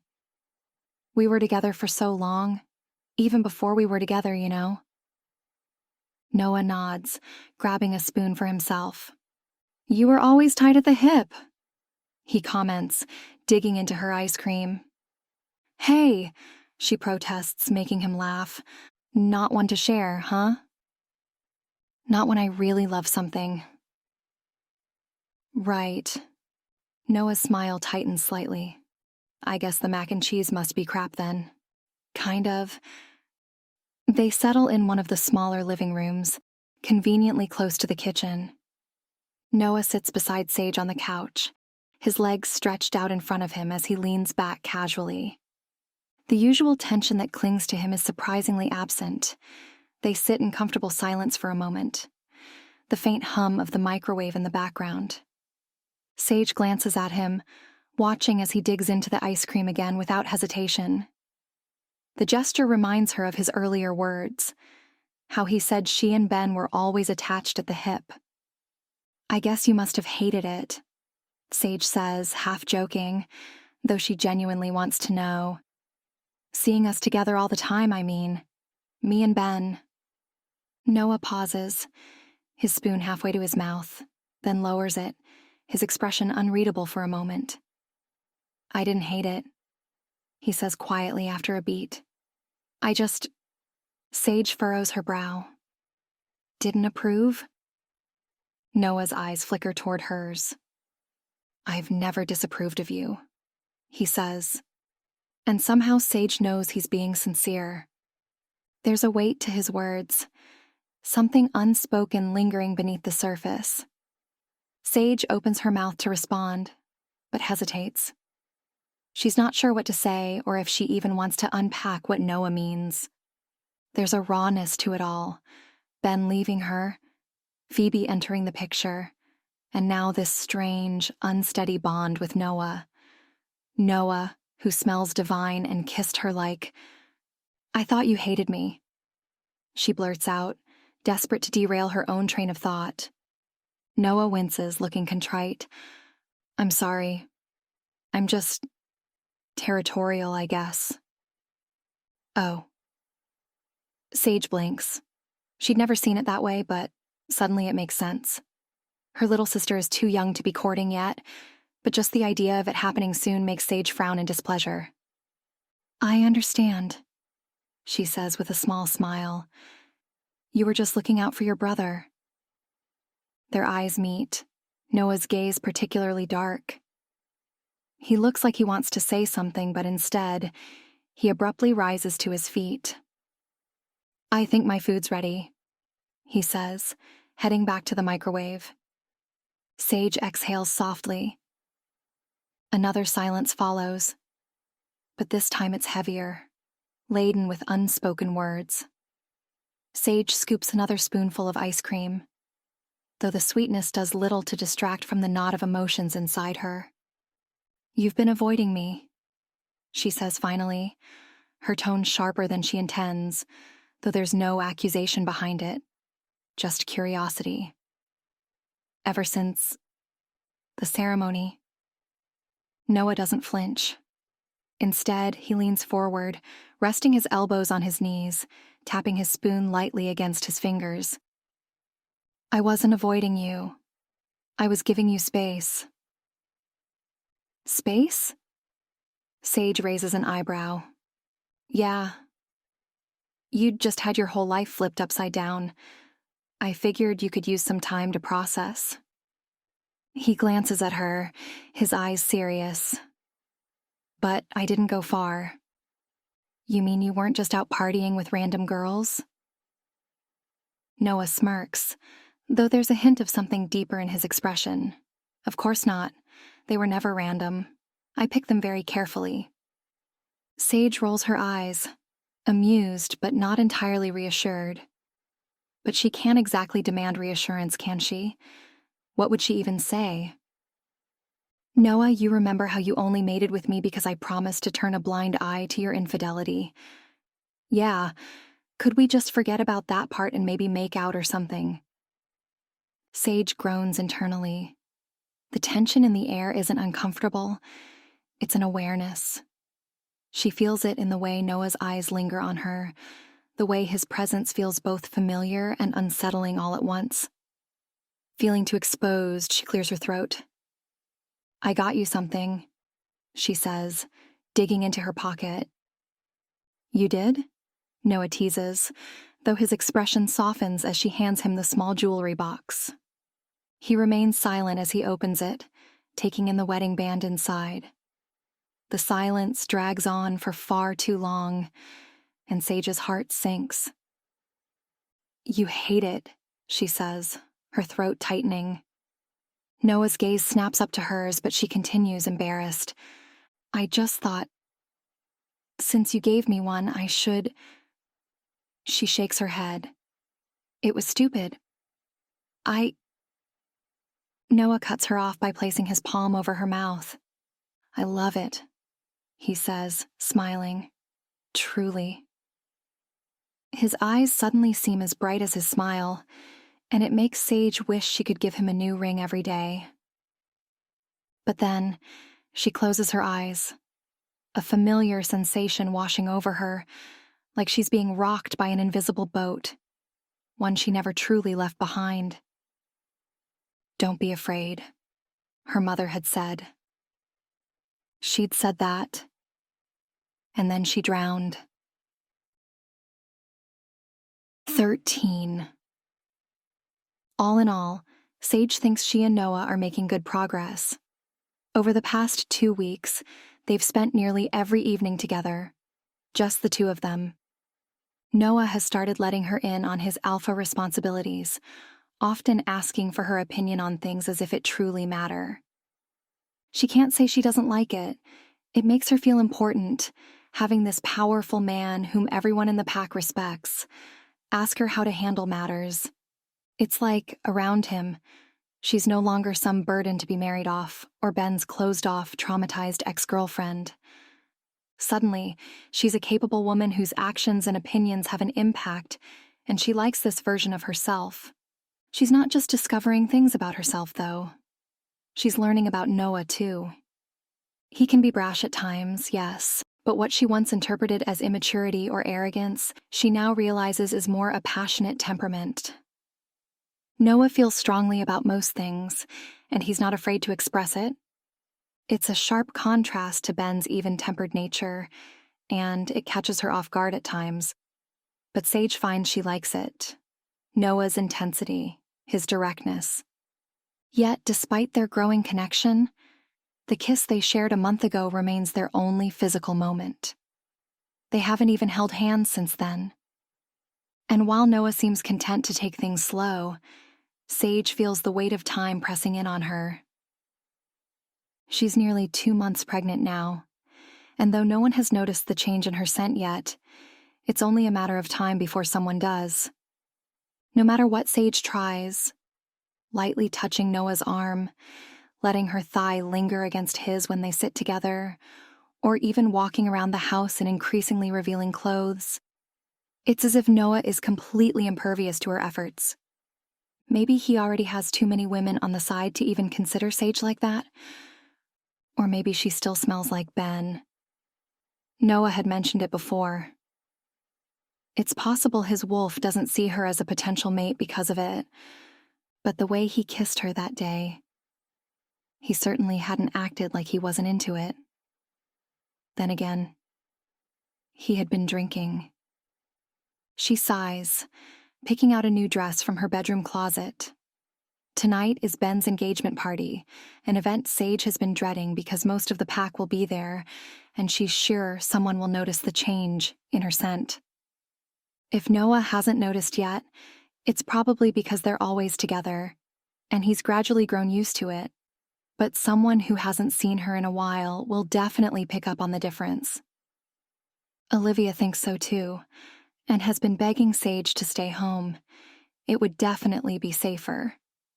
But if she doesn't go, that means Noah will be alone at the party, surrounded by potential conquests. The idea doesn't sit well with her. He hasn't gone out since she'd found him at the bar that day, but Sage knows it's bound to happen again at some point. She just doesn't want tonight to be that point. "You seem tense," Noah comments when Sage joins him downstairs. "Why, thanks, babe. You look great, too," she grunts, annoyed that he hasn't commented on the dress she picked out to impress him. She thought he might like it. But there goes another failed attempt. "Did you just call me babe?" Noah asks, sounding amused. "You never call me babe." "Shut up," Sage snaps, walking past him. She's aiming for the kitchen, but Noah catches her wrist before she can step inside, pulling her back toward him. "I do think you look good in the dress," he says with a small smirk. "But then again, you look good in anything." Sage's breath betrays her, catching in her throat. "You know?" Noah pulls her in, their bodies nearly touching now. "I notice you always seem to breathe through your mouth when I'm around. Care to explain?" Sage is half tempted to kick him. "You're impossibly smug, you know that?" she replies. His smile softens into something quietly pleased, devoid of pride and holding only affection. "You mean to say you like my scent?" he teases. What kind of question is that? Surely Noah knows how perfect his scent is. He's probably been told countless times. Suddenly, the idea of anyone else standing this close to him, basking in his presence when it should be Sage, is unbearable. She raises her wrist to his neck, intending to rub her skin against his before she can think twice about the implications. "Everyone likes your scent, Noah," she comments, focused on ensuring her scent mingles with his enough to be unmistakable. Probably too much, in fact. When he doesn't respond immediately, it occurs to her that she's scent marking him, a territorial and intimate gesture common between mates, but not between them. And Noah is letting her. She meets his gaze, expecting some discomfort or annoyance. But if Noah's eyes are dark, it's certainly not with anger. Their mouths crash together in perfect unison, tearing a small whine from Sage's throat. She melts into the kiss, her hand sliding up Noah's chest to grip the back of his neck, feeling the heat of his skin beneath her fingertips. Finally, his arms circle around her waist, pulling her close enough that she can feel the rapid thrum of his heartbeat. Finally, Noah's lips are moving against hers, hungrily, unrestrained, as if he's wanted this as much as she has, as if he's been holding back. Finally, there's the firm press of his body against hers, the undeniable confirmation that he wants this. Her. Her heart swells. She loves the press of his hands on her hips, the hurried way he pushes her toward the couch. Or maybe she's the one pulling. Either way, their lips never part. His body hovers over hers, his lips still claiming hers as if he's afraid to let go. It feels so good, so right. The warmth of him, the weight of him. It's everything she didn't know she needed until now. It doesn't feel like enough, and suddenly, the thought is overwhelming, like she's standing on the edge of a bottomless cliff. What even is this? She thinks, half crazed as Noah's lips descend on her neck. She pulls at his hair, making him groan, and immediately wants to hear that sound again.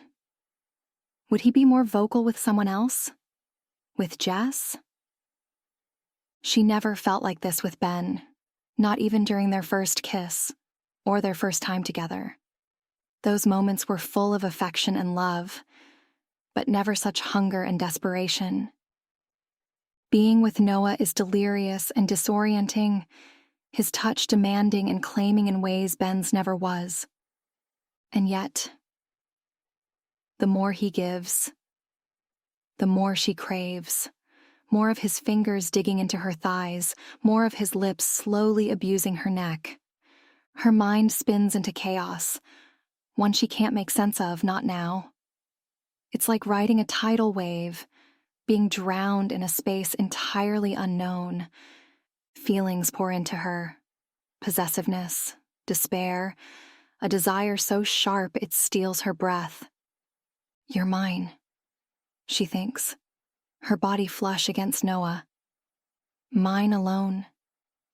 Except these thoughts and feelings feel foreign, like an intrusion, external. A part of Sage wonders, comprehends, that something strange is happening. Something big. She's never felt like this before, not even with the man she loved for years. The man she thought she still loved. The man she did love, and perhaps still does, yet never with the feeling that she'd die if he left her. With Noah, she knows she'll never recover if he does. She pulls him closer, sucking a bruise onto his neck in turn.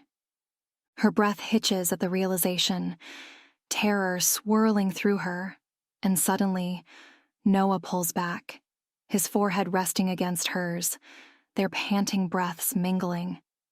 This feels nothing like Ben, Sage thinks again, and Noah's eyes flicker open, dark and full of hurt. A hurt so sharp that Sage nearly recoils, stunned. Noah? She breathes, reaching for him, but he shakes his head, standing up. He pulls away, lifting himself off her, his movements careful and reluctant, as if forcing himself to stop. I can't, he mutters, his voice hoarse, raw. The weight of his rejection is almost too much for Sage to bear. Her mind feels like it's splitting in two, and suddenly she can't get enough air. Why not?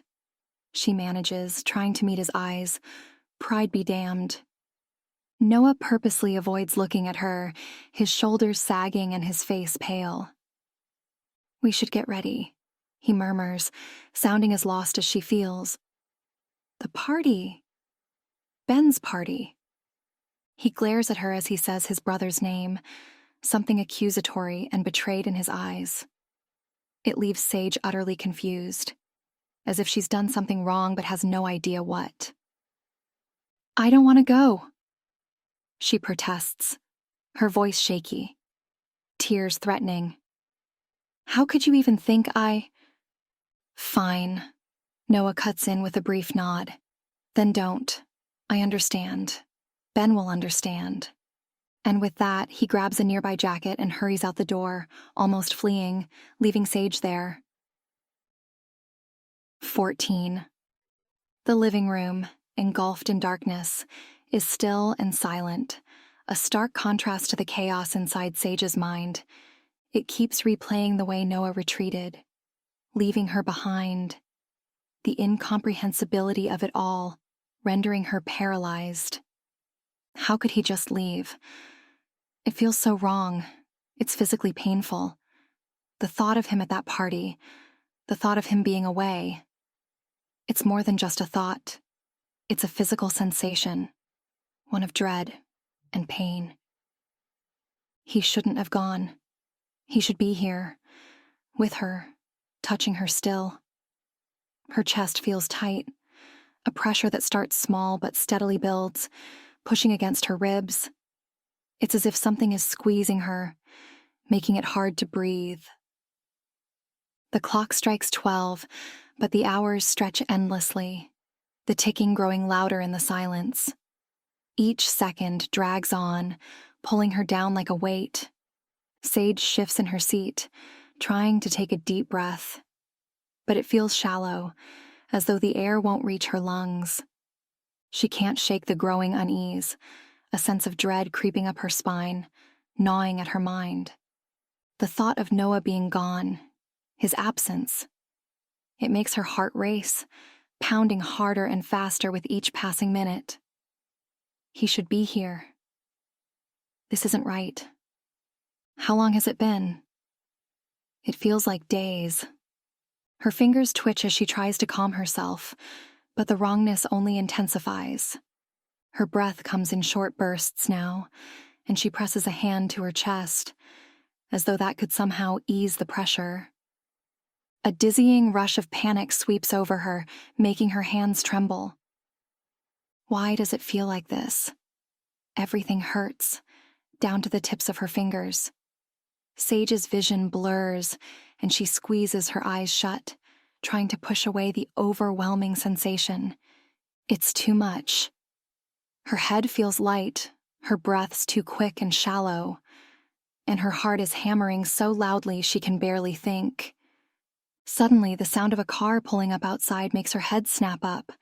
She jumps to her feet, the sharpness of her movement cutting through the fog in her mind. Noah, he's back. He's here. Relief floods her, unlocking something in her chest.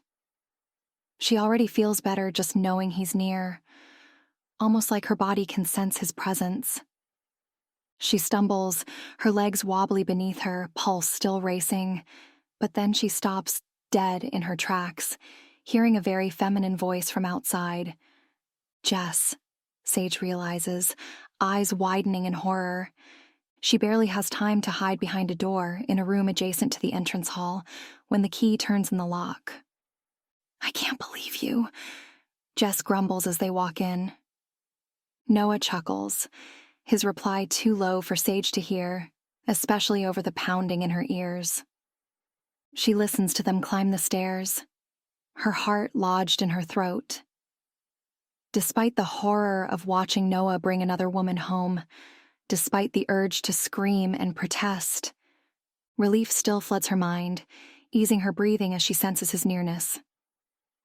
It's confusing. She's angry and hurt, and yet he's back, within reach once more, and it's like she can breathe again. This makes no sense, and Sage is completely out of her depth. She should take time to process, because deep down, she knows something major is going on here. But all she can focus on is Noah going upstairs with Jess, and before she knows it, Sage is following after them.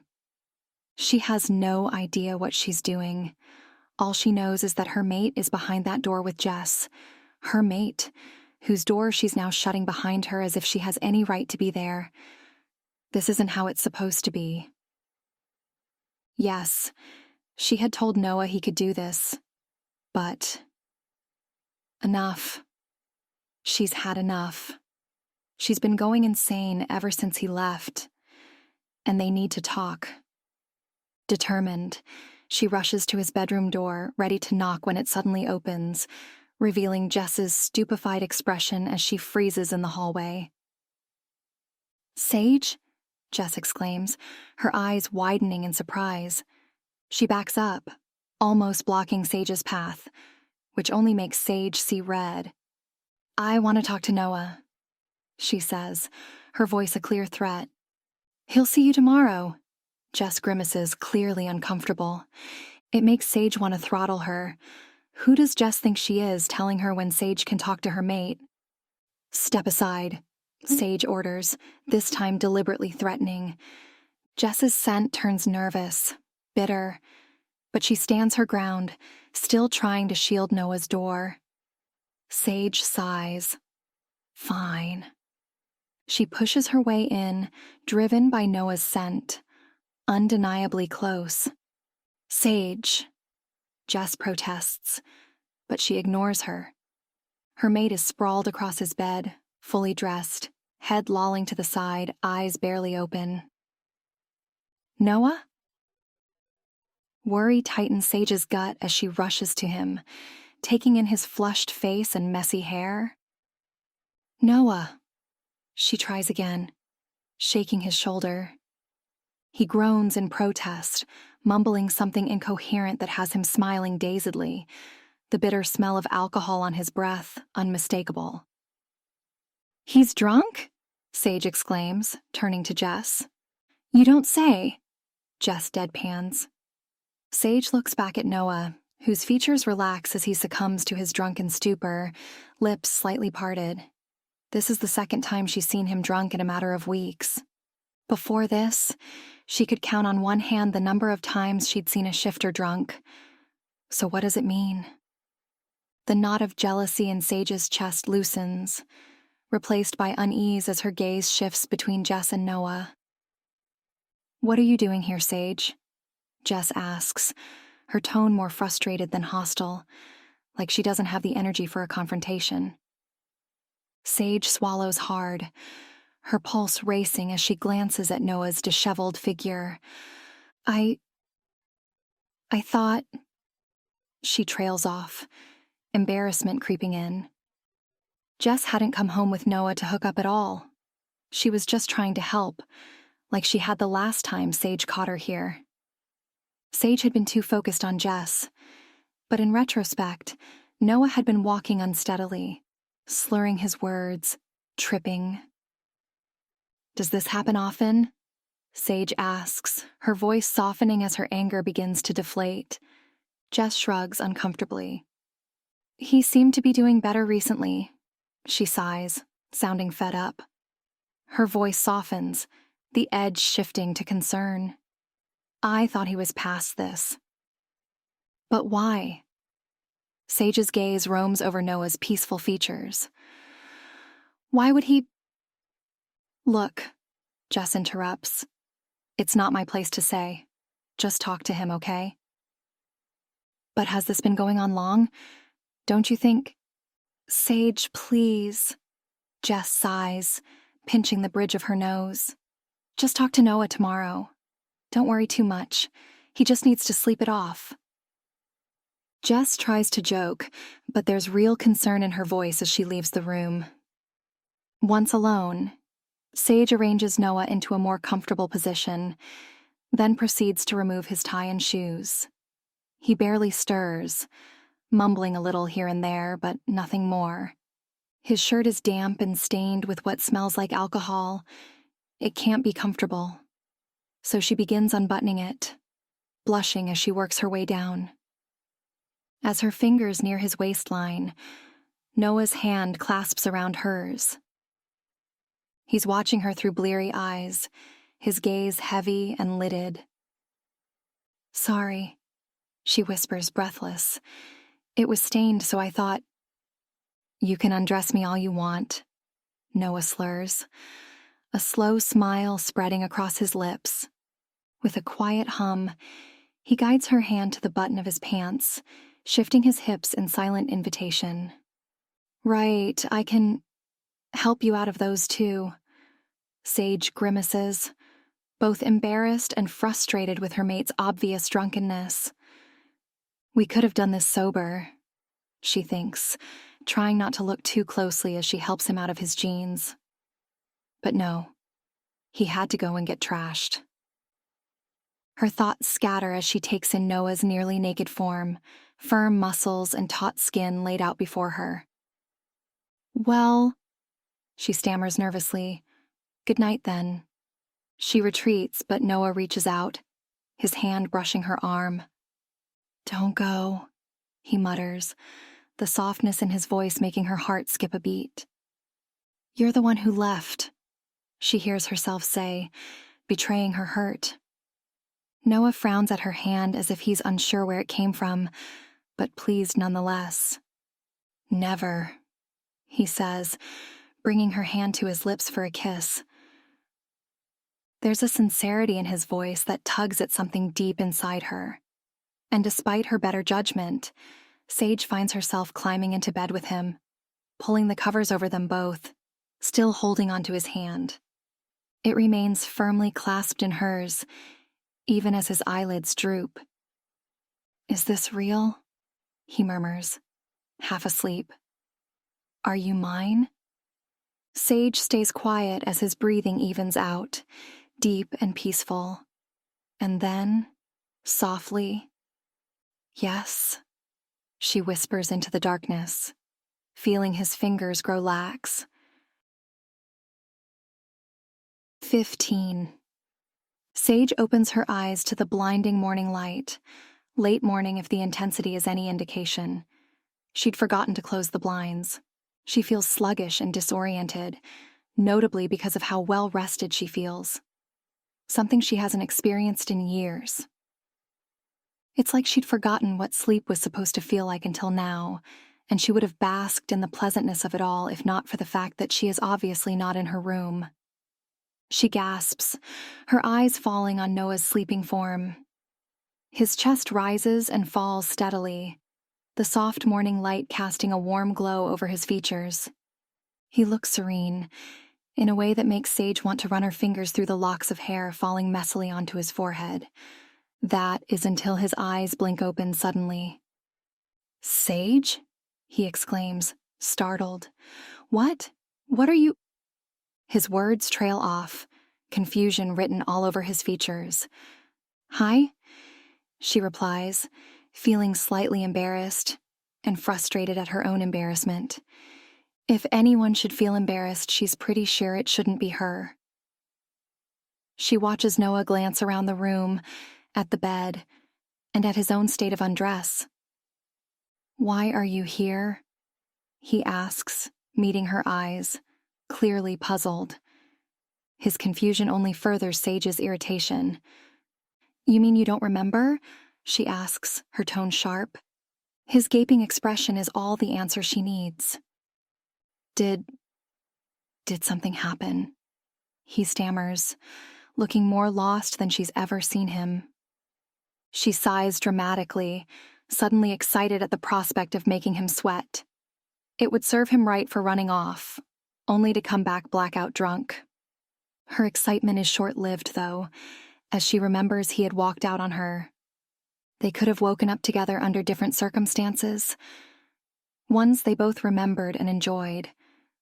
But instead, Noah had chosen to leave, even after she made it clear she was more than interested.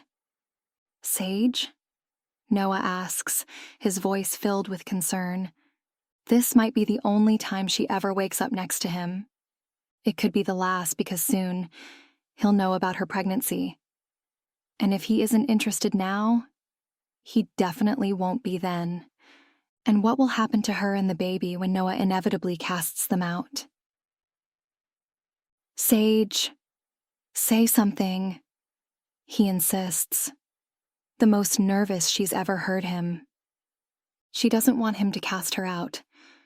She wants to go to bed with him every evening and wake up beside him every morning. And she's scared, defensive because of it, and so... "I can't believe you," she exclaims, jumping to her feet. "You said you weren't that drunk." Noah's eyes widen. It might have been comical if not for Sage's terrible decision-making. "I'm sorry, Sorry for what?" Sage interrupts, her voice cutting. "For spending a completely forgettable night with me?" She rushes past the bed toward the door. "No, wait," Noah protests, sitting up. "Sage, I don't—" "Forget it," she snaps, sending him a furious glare. "Oh, wait, you already have." And then she slams the door behind her, practically fleeing to her own bedroom, her thoughts a mix of triumph and despair. Triumph because Noah looked like he felt almost as bad as he made Sage feel. And despair because she was now in her own room and not still in his with him. At least she'd be safe now. She could justify her pregnancy to Noah and everyone else.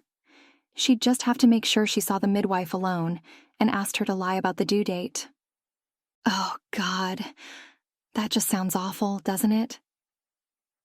She sinks to her knees, covering her face with her hands as if to hide from the shame. Lying to everyone about the pregnancy. Lying to Noah. Lying to Ben, who's the actual father. And Noah, who... who deserves better than that? If she'd been drunk, enough to forget the night, she wouldn't be comfortable with it either. Sleeping with someone for the first time, not remembering it, then being blamed for it, that's awful. Suddenly, she wants nothing more than to explain to Noah that she'd never take advantage of him like that. But it's too late. Because she totally had. She'd lied to him. In fact, she's been lying to him ever since they mated. She should have told him about the pregnancy and asked for his help and protection for the baby, rather than asking him to be her mate. Noah's a good alpha. She's always known that, but she'd been so afraid of getting Ben into trouble, afraid of Noah's judgment. Sage sighs, rushing into the shower, hoping to take her mind off things. It doesn't work. She feels guilty, terrible, and lonely. And she deserves it. But her baby doesn't. Her baby deserves a good mother, someone who knows what she's doing and treats people right. Oh God, she thinks, horrified. I'm going to be a terrible mother. The realization hits her like a slap, and she bursts into tears, the sound drowned out by the shower's steady stream of water. She remains there until the water runs cold, and even longer. 16. It becomes apparent that Noah isn't there when Sage finally comes downstairs, and suddenly, being in the house alone feels too stifling to handle. Sage grabs a coat and heads out, with no particular destination in mind. She considers shifting to take her mind off things, but decides against it when she realizes she's not entirely sure it's safe for the baby, opting instead to walk aimlessly. Wandering through the forest surrounding the house, the familiar scent of pine and earth grounds her, though it does little to ease the knot of anxiety that settles deep in her stomach. The sun filters through the trees, casting dappled shadows across the path, and while the warmth on her skin offers momentary relief, the restlessness inside her remains. Each step feels both aimless and necessary, as if she's trying to outrun her thoughts, but knows she can't escape them. After a couple of hours, she finds herself in town. The bustle of life a sharp contrast to the quiet of the woods. She drifts along the streets, unsure of what she's looking for, until something, or rather, someone, catches her eye. Phoebe. She's standing on a street corner, talking animatedly, waving her hands around.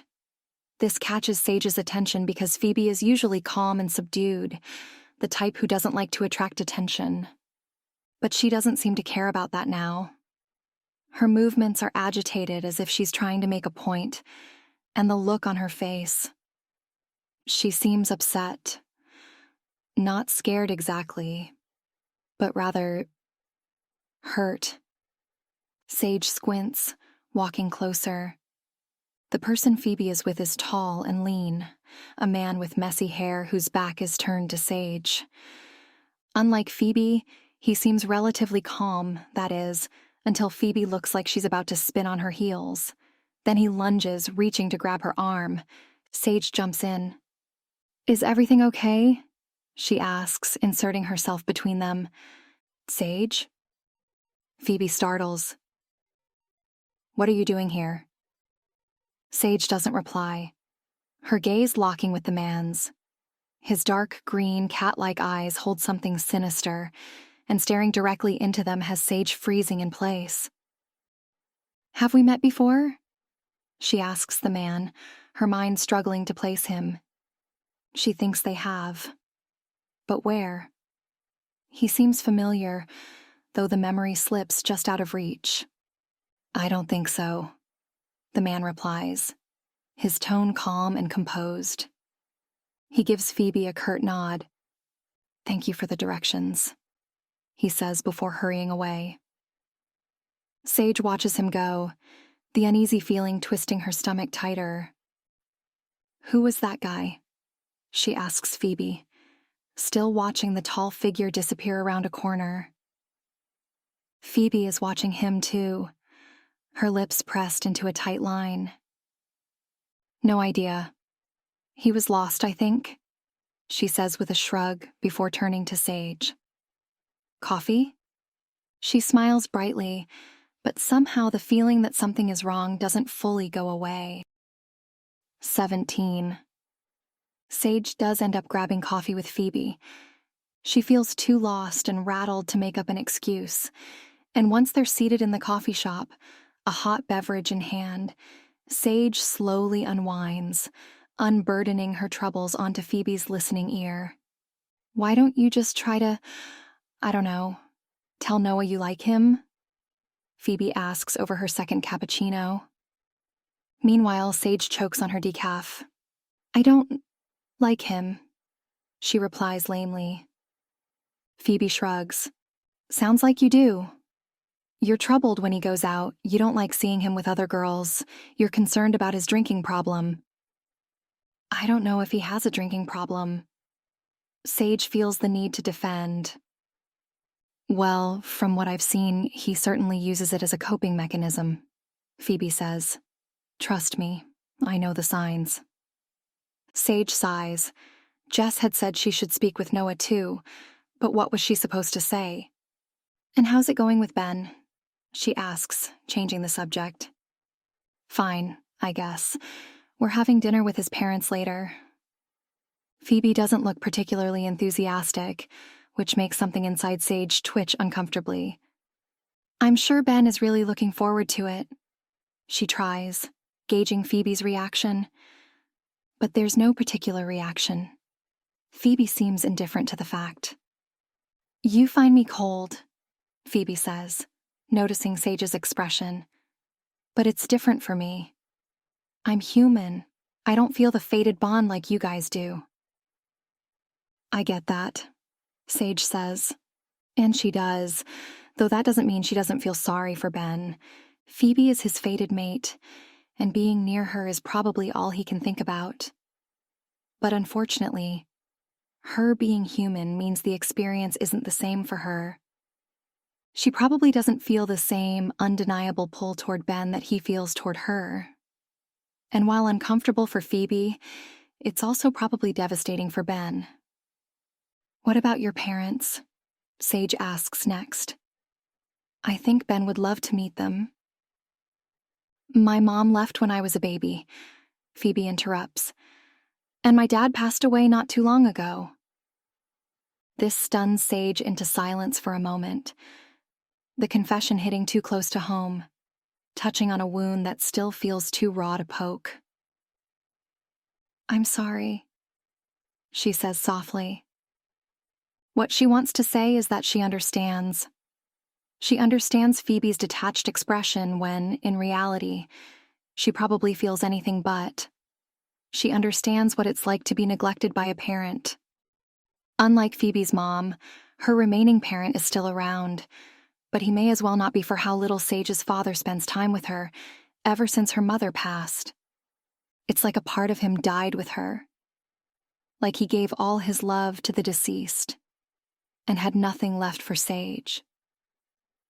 And regarding her mother's death, my mom died too, Sage confesses quietly. A sailing accident. There was a storm. Did Sage look like Phoebe when she thought of her mother? Did her eyes grow dull like this too? Did she look as alone as Phoebe does? As alone as Sage feels? She opens her mouth, wanting to say that some days she feels like something in her is broken, like a part of her went with her mother and will never be found again. Her father has grown cold and distant, but so has Sage. She wants to say these things. But it's easier to swallow them down, to ignore the dangerous feelings that want to resurface, and let them pass. She doesn't want to feel them. Sometimes she doesn't want to feel anything at all. 18. It's rather dark out when Phoebe drops Sage off, and the glow of the streetlights reflects off the windows of the pack house. Sage feels a little better after their unplanned coffee date, but as she steps inside, the familiar dread settles in her chest at the thought of returning to an empty home. Her footsteps echo softly as she moves through the quiet rooms, all as still and untouched as the last. Her heart sinks further until, stepping into the dining room, she finds Noah sitting at the dining table, set with dishes of food and lit by the soft glow of candlelight. The scene is unexpectedly romantic, and for a moment, Sage can only stare, stunned. "I thought we could have dinner," Noah says quietly. He's lounging in a chair at the far end of the table, looking rested and composed, all traces of his past excesses erased, save maybe for the slight hesitation in his gaze. It doesn't dampen how handsome he looks, though. Sage swallows. She knows they should talk, that there's so much between them left unsaid, but she's frozen, overwhelmed. The question slips out before she can stop it. "Did you cook all this?" "Yeah." A faint smile tugs at Noah's lips. "I'm rather good at it, actually. Unlike somebody else I know." She wants to laugh until her gaze catches on the bottle of wine sitting near him. It's unopened and unlikely to affect Noah in any way, even if he were to drink the entire thing by himself, but... Without a word, Noah grabs the wine and gets up to move it to the kitchen, making Sage smile shakily. He's trying. He's really trying. And here she is, holding on to a secret that could shatter the fragile peace between them. She knows she should be the one apologizing, confessing to what she's done. But fear holds her back. What if he resents her for it? What if it ruins everything? Noah turns on his heel and strides back towards her, his expression raw and urgent. "I'm sorry," he says, his hands reaching for her, gently cupping her face. "For last night. It won't happen again, I swear. I don't usually..." Sage's lips meet his, the tension between them melting immediately at the contact.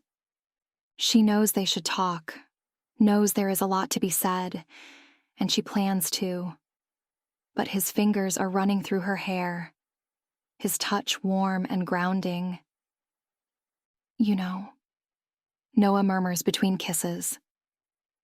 "I'm very, very sober this time. I'll definitely remember anything that should happen." Sage lets out a breathless laugh, though her heart still aches with everything unsaid. "I mostly remember you leaving," she teases, her voice light but with an undercurrent of emotion. Noah's eyes darken with playful determination as he lifts her into his arms. "Then I haven't been doing my job right," he concludes, carrying her upstairs. 19. Every touch of Noah's fingers on Sage's skin sends little shivers down her spine. The pleasant kind, hinting at something good, something she'll love. She can feel his breath against her hair, his lips brushing her temple as he presses a soft kiss there. She had been falling half asleep, but the press of his mouth had her body humming with awareness, every inch of her attuned to him. Things have been good between them these past 2 weeks. More than good, in fact. Wonderful. Noah hasn't been running off or drinking, and she hasn't had to hide anything from him. But every time she thinks about having a heart-to-heart, about discussing what's going on between them, the moment slips away, replaced by the fire that flares between them whenever they're close. It's almost overwhelming how natural it feels to be with him, how right. Whenever they're together, it's like a spark ignites between them, one they're powerless against, always drawing them inexplicably closer. Is that what it feels like to be mated? They haven't exchanged claiming marks yet.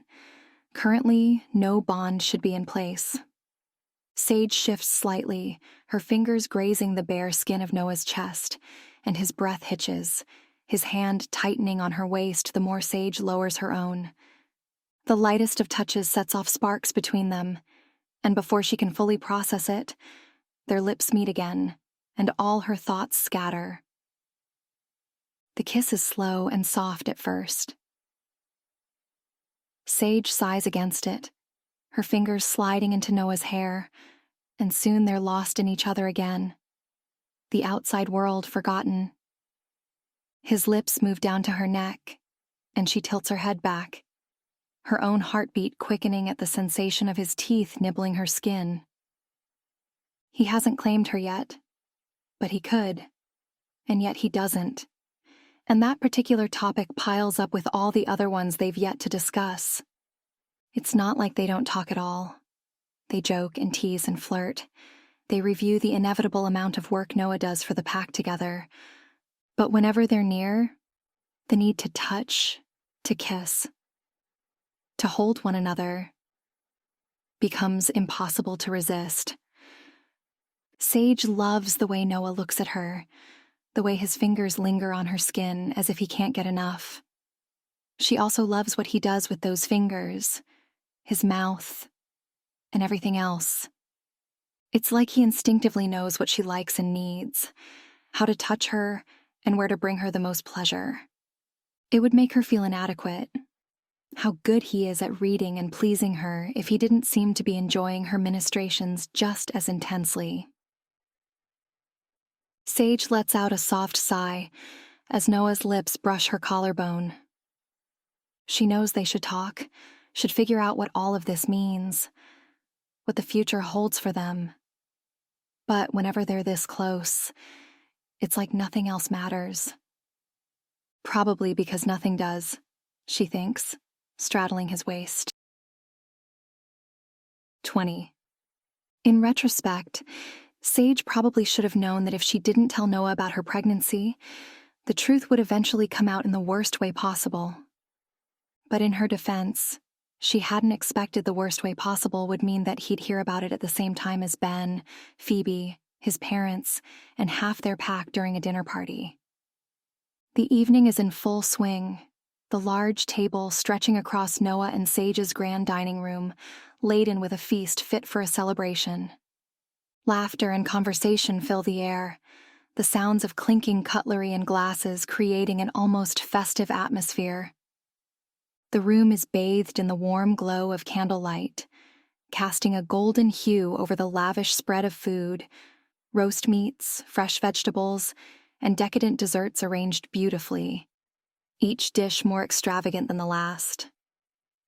Around the table sit the most influential members of their pack, notably Noah and Sage's parents, Ben and Phoebe, Jess and Roy, the priest who mated Sage and Noah and will soon perform the same ceremony for Ben and Phoebe. It's meant to be a joyous occasion, the official celebration of Ben and Phoebe's engagement. But for Sage, there's a tension simmering beneath the surface. She watches the others interact, forcing a smile here and there, her stomach twisting with unease.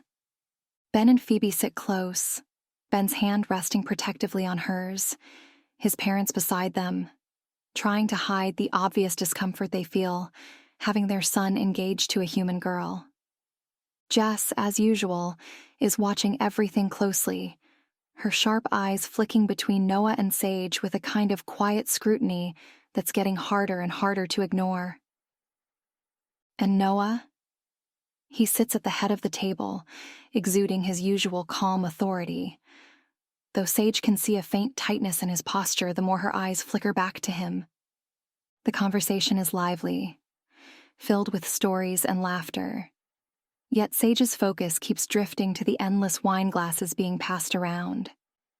Noah, to his credit, politely refuses each one. But Sage still feels her heart clench each time someone offers him a drink, her wariness growing with every refusal. She's watching too closely, and she knows it, knows that Noah can feel her hovering. At one point, their eyes meet across the table, and she sees it. the flicker of hurt in his expression, the subtle stiffening in his shoulders. He knows she's checking up on him, that she doesn't fully trust him to say no. Sage feels a pang of guilt, but can't stop the wariness gnawing at her, the memory of Ben's last engagement party lingering in her mind, tainting the moment with anxiety. Jess catches her eye, raising an eyebrow slightly as if she can sense the tension building. It only makes Sage more self-conscious and more aware of the fragile balance in the room. Then Noah clears his throat, cutting through the hum of conversation. "We have a special tradition to uphold tonight," he announces, his voice calm but carrying a weight of authority that makes the room immediately quiet. All eyes turn to him. He gestures toward Ben, who sits up a little straighter. As part of our engagement customs, Ben has hunted a deer for Phoebe, which they'll be sharing tonight, symbolizing their devotion. Ben rises to his feet, his gaze sweeping the room, a small smile tugging at his lips as he adds, "I thought it would be fitting for Sage and Noah to join us since they've never had a proper courting or engagement period themselves." The room buzzes with excitement, the pack murmuring their approval. Noah grins, clearly pleased with his brother's idea, while Phoebe looks a little less so, her smile tight as she glances nervously at the plate of raw venison being served. Sage, however, feels her stomach drop. Eating raw deer while pregnant? She knew she should have spoken with the pack's midwife already. She has no idea if it's safe for her to eat this. But she guesses probably not. And in doubt, she simply can't do it. She glances at the dish as it's placed before her, a knot of dread tightening in her chest. Ben leans forward, his smile broad and encouraging. "Sage, I swear I picked a good one. Don't look at my offering like that." Olivia, seated beside her, nods with a knowing smile. "This was a wonderful idea, Benjamin, to have Sage and Noah partake in the exchange. Very considerate of you." Sage swallows, feeling the weight of their expectations pressing in on her from all sides. Her eyes flick to Noah, who watches her silently, his expression unreadable.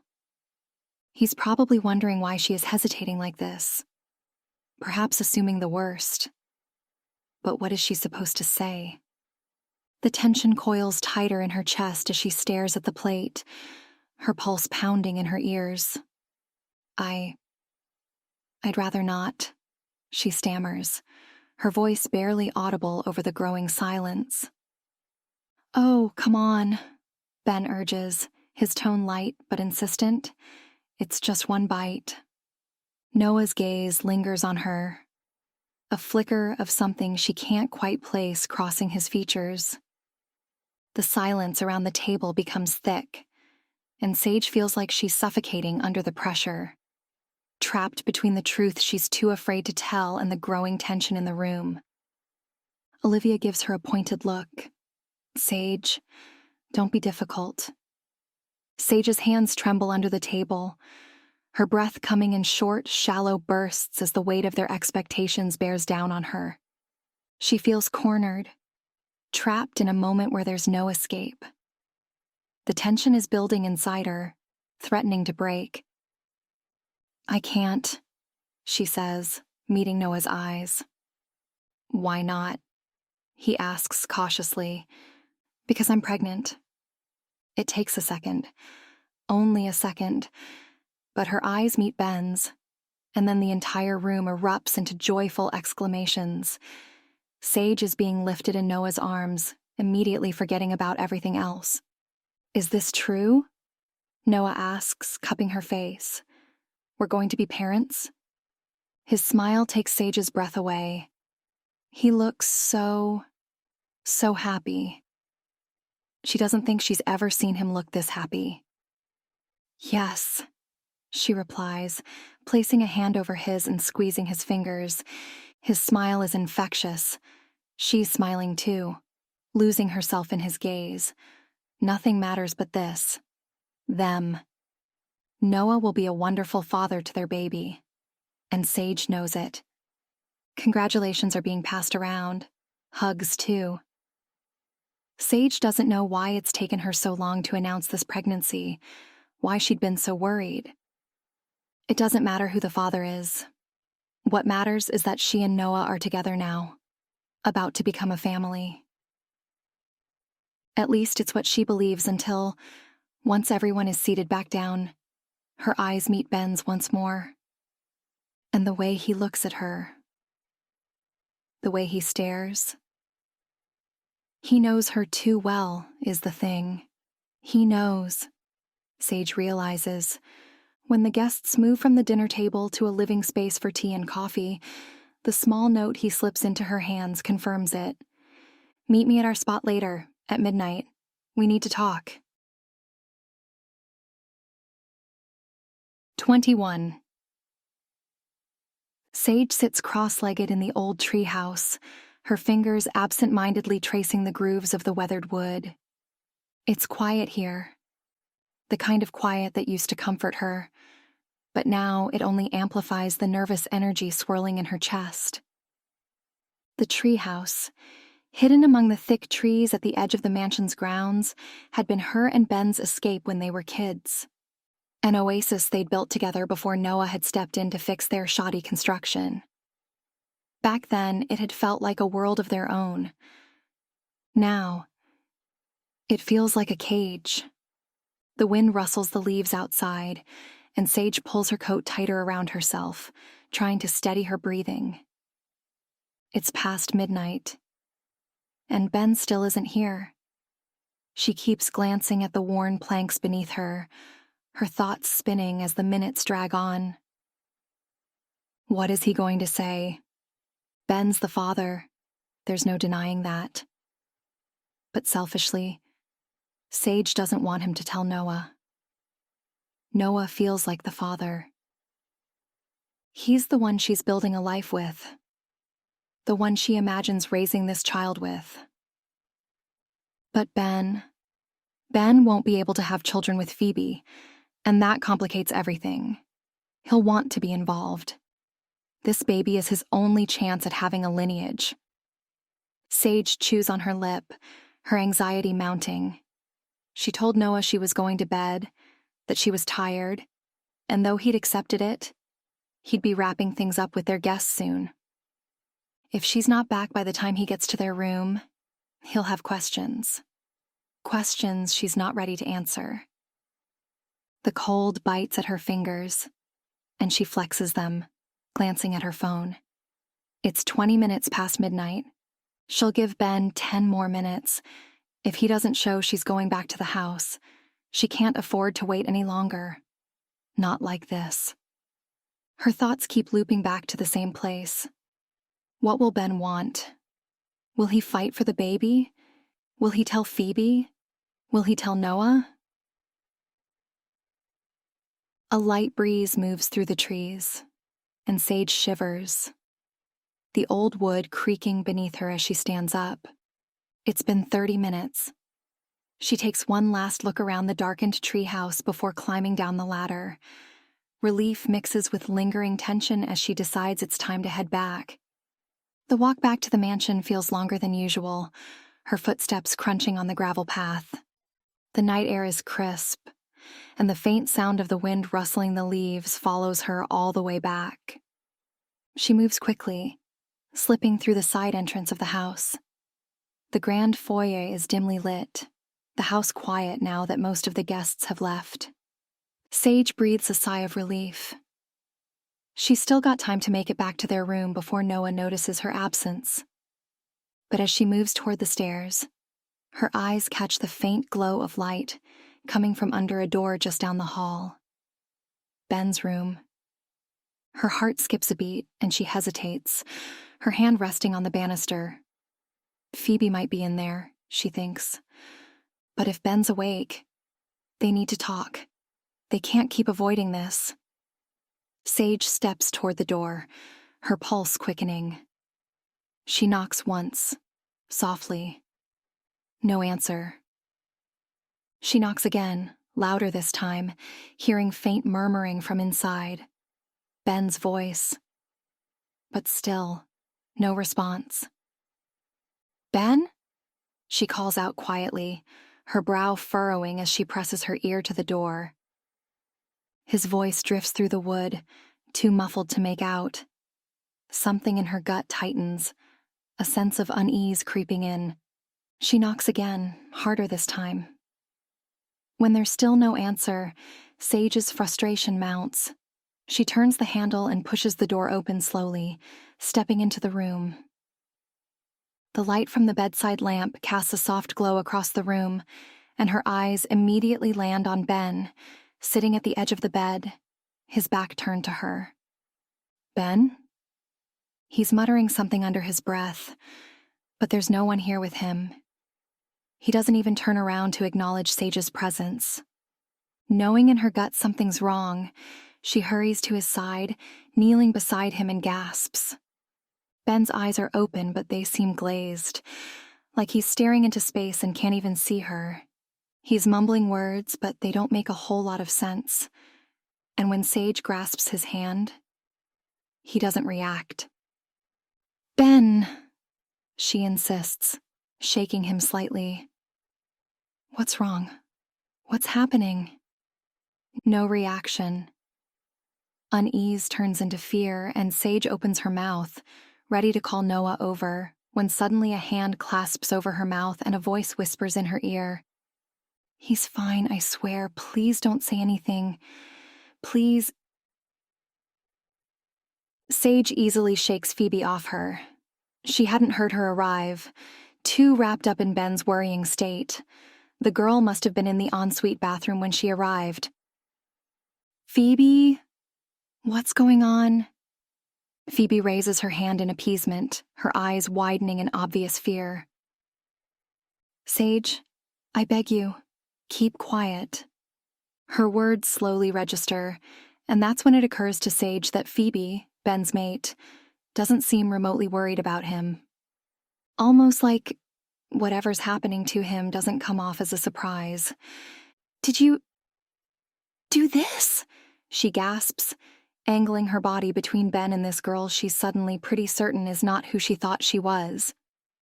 Phoebe shakes her head hurriedly. "I didn't—" "But you know what's happening?"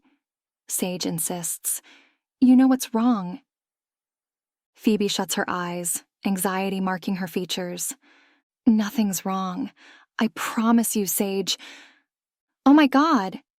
Sage jumps to her feet. "I'm getting a doctor." Phoebe steps in the way, blocking her path. "He doesn't need one. He'll be fine." "Get out of my way," Sage threatens. "Please, just listen to me." Phoebe did something to Ben, and now she's trying to stop Sage from warning others and getting help. It just won't do. Sage lunges at the girl, focused on getting her out of the way by force if necessary. Phoebe takes a step back, raising her hands. "Don't, Sage. You'll hurt your—" Sage screams, reaching out for Phoebe's throat. Her hand never makes contact. Instead, her body suddenly hits some kind of impenetrable wall, and Sage is violently thrown back against the wall, her head hitting the surface with a loud crack. "Sage!" Phoebe is screaming, and Ben is still muttering incoherently, and Sage collapses on the floor, mind swirling as black spots color her vision. "Sage!" Phoebe's kneeling beside her, and Sage wants to move, but the spots are turning into stars, and her head hurts. Then everything goes black. 22. Sage's eyes flutter open. The air around her smells stale, thick with the scent of dust and old paper. She has no idea where she is. She blinks rapidly, her head throbbing as her gaze sweeps across the dimly lit room. It looks like a bookstore. Shelves are lined with ancient-looking books, their spines cracked and faded, and the wooden floor beneath her creaks faintly as she shifts. But there's something off, something that makes her skin prickle with unease. She pushes herself up from the worn, creaky couch she's lying on, feeling disoriented. How much time has passed? Is it still night? The weak light filtering through the narrow windows suggests it is, but she can't be sure. Her mind races, trying to piece together the fragments of memory. She'd found Ben in that strange, trance-like state. And then, Phoebe. Phoebe had done this to Ben, and she'd attacked Sage. Panic flares in her chest as she remembers being thrown against the wall, the sensation of her head cracking against the hard surface. Her heart pounds in her ears as the realization settles in. She's been moved while unconscious. Her eyes dart around the room, and the unsettling atmosphere presses down on her. There's something wrong here. The books, the walls, and even the dim light feel oppressive, like a heavy weight is hanging just out of sight. She feels a chill run down her spine. Before she can fully gather her thoughts, footsteps sound from behind one of the bookshelves. Sage tenses, her body reacting on instinct, and she jumps to her feet just as Phoebe steps into view, holding a steaming mug of tea. "Sage, wait," Phoebe says softly, her expression filled with worry, but Sage is already backing away, her heart hammering in her chest. "Stay away from me," Sage snaps, her voice tight with fear. She glances around the room, searching for an exit, her mind spinning with the need to escape. "What did you do? Where am I?" Phoebe takes a cautious step forward, holding up the mug as if to show she's harmless. "Please, I swear I didn't hurt you. I just brought you somewhere safe." "Safe?" Sage's voice rises, incredulous. "You threw me into a wall." "I didn't mean to," Phoebe says, her voice trembling with sincerity. "There's a proactive spell in there," she explains, pointing towards her locket. "It reacted when you tried to grab me." "A spell?" Sage exclaims, mind swirling with disbelief. "Are you a witch?" Phoebe has powers. She's used them on Ben. But why? "I'm not a witch," Phoebe says, settling the mug onto a small coffee table. "And I would never intentionally hurt you or Ben, Sage. You know that." "Does she?" Sage shakes her head. "Right now, the only thing I know is that your name's Phoebe," she comments dryly. Phoebe's expression drops along with Sage's stomach. "Oh my God, your name's not even Phoebe, is it?" "No," Phoebe replies, looking contrite. "It's Iris." Sage shakes her head in disbelief. None of this makes sense. She has so many questions and she doesn't even know where to begin amidst all of this confusion. "Well, why didn't you just say so?" she asks, before remembering this isn't the most pressing matter at hand. "And where's Ben? Is he okay?" Phoebe, well, Iris, nods emphatically. "Yes, he's fine. He's upstairs. We brought you both here so you wouldn't alert anybody." "We?" Sage feels dizzy again. "Me and my boss." Iris's expression becomes displeased. "Who should be around here somewhere?" This makes Sage tense. "Are you planning on holding us here for ransom? Is that what this is about?" "What?" Iris's eyes widen. "No, Sage, this isn't like that at all." "Fine!" Sage jumps to her feet, ignoring the dizziness. "Then I'll just grab Ben and we'll go." Just as she'd suspected, Iris immediately takes a step forward, looking panicked. "No. Wait, you can't leave yet? We need to." "So you are holding us here against our will?" Sage accuses, glancing around nervously. She needs to plan an exit strategy. The front door of the store is behind her. She's pretty sure she can reach it without Iris being able to stop her. But Ben is still in here somewhere. She can't just leave him there. She needs to buy some time. "I can't believe you'd do this to him," she accuses, pointing towards Iris. He loves you. He's your fated mate. Iris's gaze lowers, her finger clenching uncomfortably. He's not, she says. We're not mates at all. Sage's jaw drops for a second. What?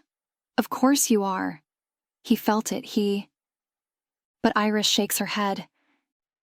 He's been enchanted to believe it, only temporarily. She quickly adds, nodding to Sage's horrified expression. The spell will end soon and he'll realize the truth. Ben had been enchanted to believe Phoebe was his mate? But how? How is that even possible? And for what purpose? It sounds unbearably cruel to do this to someone. Fated bonds are sacred and precious to Sage and her people. The very idea that one could be tricked into finding their mates only to discover it's all a lie. She shivers in horror, pain gripping her heart. Why would you do this to him? Sage whispers, heart beating widely. Make him think you're his mate? Do you realize what you've done to him? To us? Iris opens her mouth to protest, but Sage's anger feels like a tidal wave, an unstable force that needs to lash out. What do you think will happen when he realizes the truth? She yells, stepping towards Iris with no clear intent in mind, but the one to express all her hurt. He'll be devastated, and for what? The realization that her intended mate, the man she'd been with for years, had purposely been tricked into leaving Sage, who is pregnant with their child, is making her see red. And from where she's standing, it's all Iris's fault. Please calm down, Iris says. Your eyes are glowing. You ruined our lives, and for what? I told you. Iris protests, her expression growing angry as well. I didn't do this. How do you think I felt having to pretend to be some random shifter's mate? This hasn't exactly been a pleasure ride for me either. Sage screams, throwing herself towards Iris again, despite her better judgment. She doesn't get very far. Her body stills, freezing in place in midair, like held by some invisible force. It feels cold. Cold and dark. She gasps, struggling against whatever's holding her back, feeling her muscles twitch and strain uselessly. Phoebe's staring, and Sage needs to move, but she can't. Settle down, will you? A male voice says, coming from behind her.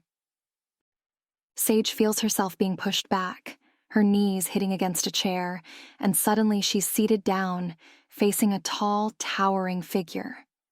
A man with dark green eyes and messy copper hair. Have we met before? Sage asks, feeling confused. Plenty of times, the man replies, waving his fingers. The cold, heavy sensation that had been holding Sage in place vanishes. This is my boss, Adrian, Iris says to Sage, though her eyes are fixed on the man, clear anger behind them. Sage doesn't really care about Iris's feelings, though. So you did know him, she exclaims, vaguely remembering seeing Phoebe. Iris, with this person on numerous occasions. Feeling betrayed all over again, Sage clenches her fists and jumps to her feet, but Iris's boss interrupts before she can even attempt to speak. Try lashing out at her again, see what happens, he says, sagging into a nearby chair. His tone is calm and detached, as is his expression. But Sage recognizes dangers when she sees it, and this man is undeniably a threat. His presence puts her wolf on edge more than any looming threat ever has. You're the one with magic, she deduces.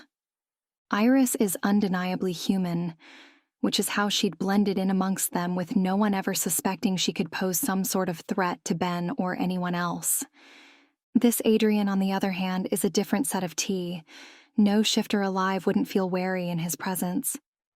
Adrian is a magician, and he grants wishes. Iris attempts to explain. She sends the latter a nervous glance before pursuing. If someone comes to him with a wish, he can't refuse them. Iris, Adrian interrupts, a slight warning edge to his tone. Sage is upset. I'm just making sure she has all the facts. Just leave us, he replies, waving Iris away dismissively. The latter looks properly affronted. After everything I've done for you, you're just... I said leave, Adrian barks, in a tone that has Sage jumping in the back of her chair in shock. It's like the room suddenly drops a couple of degrees and it feels darker somehow, the shadows against the wall spreading like distorted roots. Sage is properly terrified. Iris, however, merely blinks at the scene.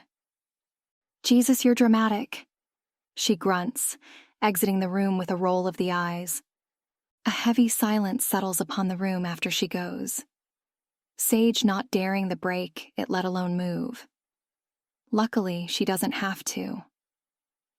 I'm the one who's enchanted your boyfriend into thinking Iris was his mate, he explains neutrally, sipping on a glass of whiskey that appeared out of thin air. He doesn't look like he feels particularly regretful. Or he wouldn't if not for the very long gulp he takes off his drink. It reminds Sage of something Iris had said to her about Noah's drinking, how she thought he was using it as a coping mechanism. Trust me, she'd said. I know the signs. Sage frowns. You enchanted Ben, but you didn't have a choice? She resumes, bouncing back on what Iris had explained. When someone makes a wish, he has to grant it. I still did it, though, Adrian says, a slight smirk tugging at his lips. But upon somebody else's request? Sage asks. Yes. Sage frowns. All right. So, someone, for some reason, has asked this guy to put a spell on Ben. But why? She asks with a frown. And who? Adrian crosses his long legs, looking uncomfortable in his too small chair. I can't tell you that. I'm sorry, he says, not looking particularly sorry, just very tired. What I can tell you, though, is that there is a time limit on this wish. Adrian explains. Ben is only supposed to consider Iris as his mate for 3 months, and they're almost up. Sage shakes her head. That's not good enough. Ben can't spend another second thinking Phoebe. I mean, Iris is his mate when she isn't. You have to end your spell. I can't do that. Once a wish is granted, it cannot be undone unless I die. Adrian takes another long gulp of his drink, which seems to be continuously full despite it. Though, like I said, this particular wish has a time limit. Ben will soon be set free. Have Iris tell him the truth then? Sage says, rising to her feet. She owes him an explanation. She owes him nothing. Adrian's face darkens, as does the room once more. Shadows bloom, coming at them from every corner, and Sage swears she can hear strange whispers echoing faintly across the space. She's done enough as it is, and you'll leave her alone. Adrian warns, a dangerous edge to his words. Sage feels tears prickling her eyes. Whatever Iris and her boss had done hadn't been for personal reasons, but she cannot leave without Ben, without knowing who'd tried to do him harm for who knew if they wouldn't try it again. Just tell me who did this to Ben, Sage asks, forcing her voice not to quiver. Even if the spell does break soon, someone still tried to harm him. They need to be held accountable. Adrian snorts like the very statement is ludicrous, making Sage clench her fists. My alpha will want to know who's done this to his brother. Your alpha already knows, Adrian says with a roll of the eyes, that this was never about his brother. Sage freezes, mind going blank. What? She whispers. She feels her body sagging down into her chair again. If not for it, she would have sunk to the ground. What do you mean he knows? Of course he doesn't. Ask him. Adrian gives her a small, mocking smile. And tell him we'll keep his brother here for the next 3 days. The spell will break after that, and he'll be free to return home. Sage feels tears running down her cheeks. I'm not leaving Ben here with you, she says defiantly. And if I can't give Noah a name regarding who's really behind this, she clenches her fists. Iris will be held accountable. Enough. Adrian rises from his chair, approaching her slowly like one would a prey. Shadows seem to loom in from behind him, making Sage want to retreat and hide. I've played my part, and so did she. Threaten my assistant again, and there'll be consequences. Am I clear? He waves his hand across the air, and Sage feels her body rising from the chair, pushed towards the door of the shop against its will. Be sure to tell your alpha what I said. The magician sneers from behind her, and then Sage is thrown outside, his door slamming in her face. 23. If one were to ask Sage how she'd managed to get home, she wouldn't be able to say. She stumbles through the quiet streets as if they're part of some dream she can't wake up from, the world around her a blur of cold shadows and faint dawn light. Her mind is a whirlwind of questions without answers, each one more confusing than the last. Is Ben even okay back at that shop? Was Adrian lying?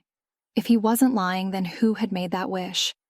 He'd implied it hadn't been about Ben, but then, did that mean it had been about her? The sun is slowly rising, white and cold over the dark purple clouds of the horizon, offering no comfort, just the cold, harsh reality of a new day that feels like the end of everything she knew. Nothing makes sense. Who would do that? Who would make such a wish? And why? And how could Noah have possibly known and not said a thing?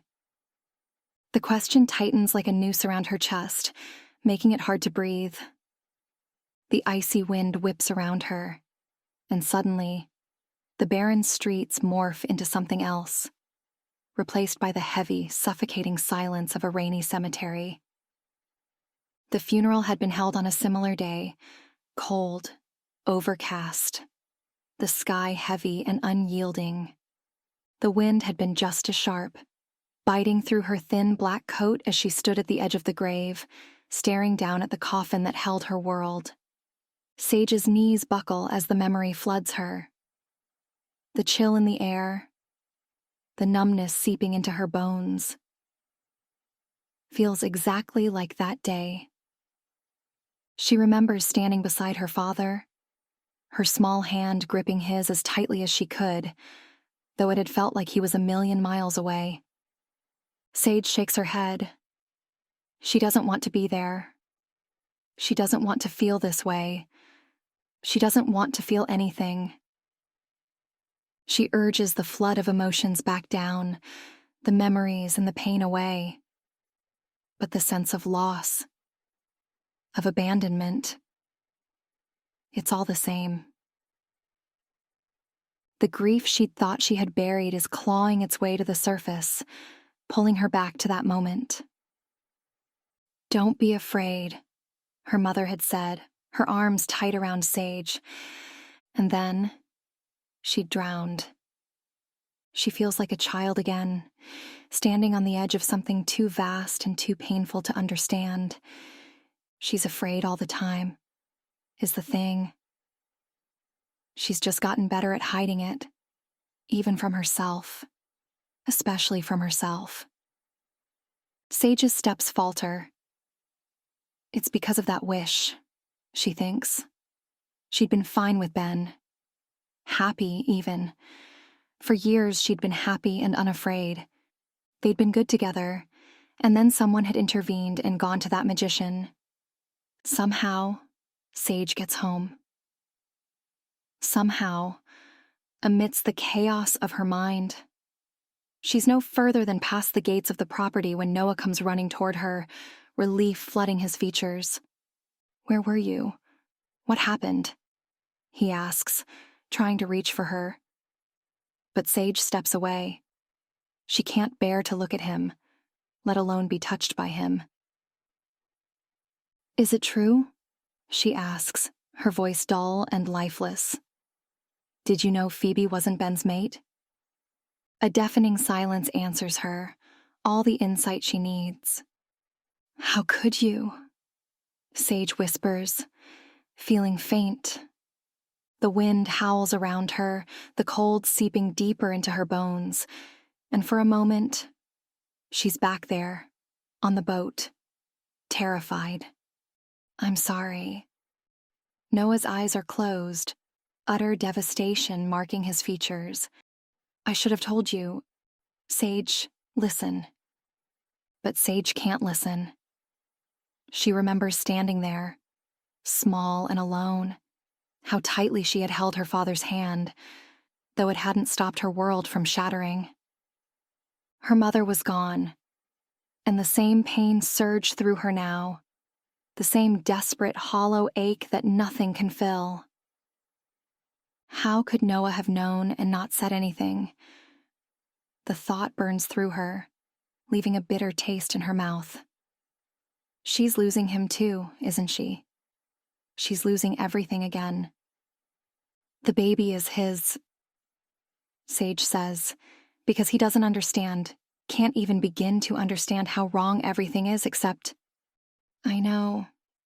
Shock snaps her eyes up to meet Noah's. You knew?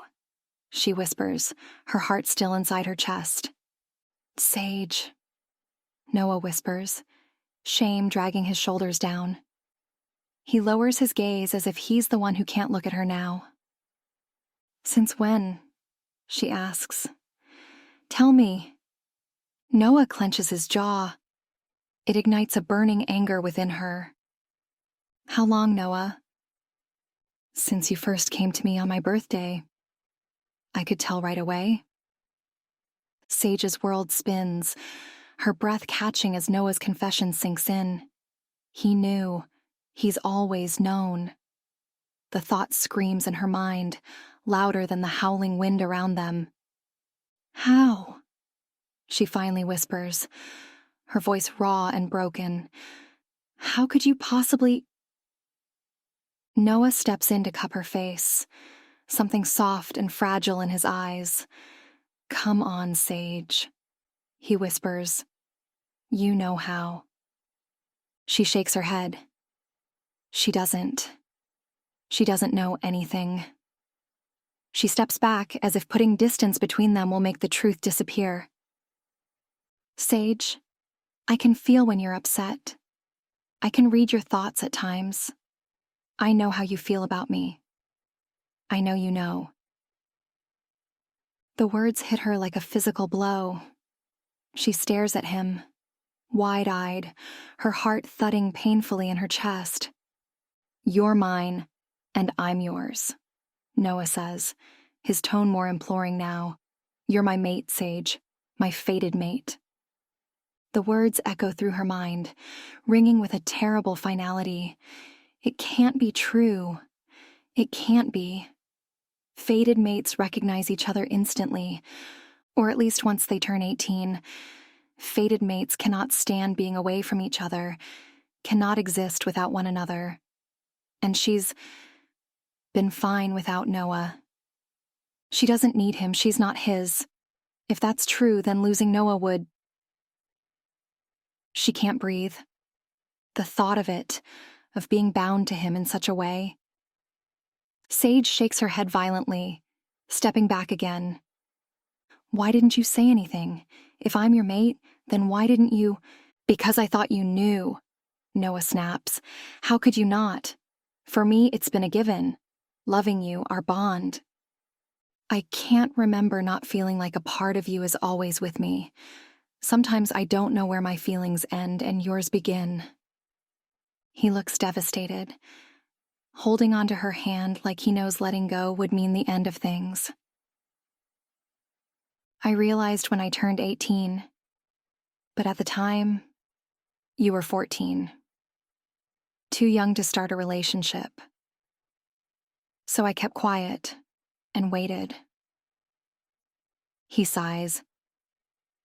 I thought of saying something when you started seeing Ben, but you two were happy, so I told myself things would fizzle out on their own, but you never broke up with Ben. I thought you'd chosen him over our bond, only after we were mated when you told me you couldn't understand why I hated seeing you two together, did I realize. Her eyes widen as a lot of things begin to make sense. Why Noah had run off on her a couple of times, probably reading her conflicting emotions through their bond. How he always seemed to know how she felt. How he knew just where to touch her always. He knew because he had direct knowledge inside her mind and kept that a secret. I wanted to tell you. Noah shakes his head like the thought is too painful to bear. But I was afraid you'd resent me. After all this time, you were finally mine. And I couldn't risk losing you. Sage's mind races. Noah knew. He knew all this time, and he kept it from her. How could he stand there and say nothing? Watch her with Ben, knowing the truth? The betrayal stings, cutting deep. And then it clicks. The magician's words, the wish that separated her and Ben. Who else could have made that wish? Noah's the only one who stood to gain from that wish. Her eyes widen with realization, and fury boils inside her. You made the wish, didn't you? Suddenly she feels nothing. No more hurt, no more anguish, only calm. You wished for me to be separated from Ben. Noah's face drains of color, his expression shifting from shock to horror. No, Sage, I swear I didn't.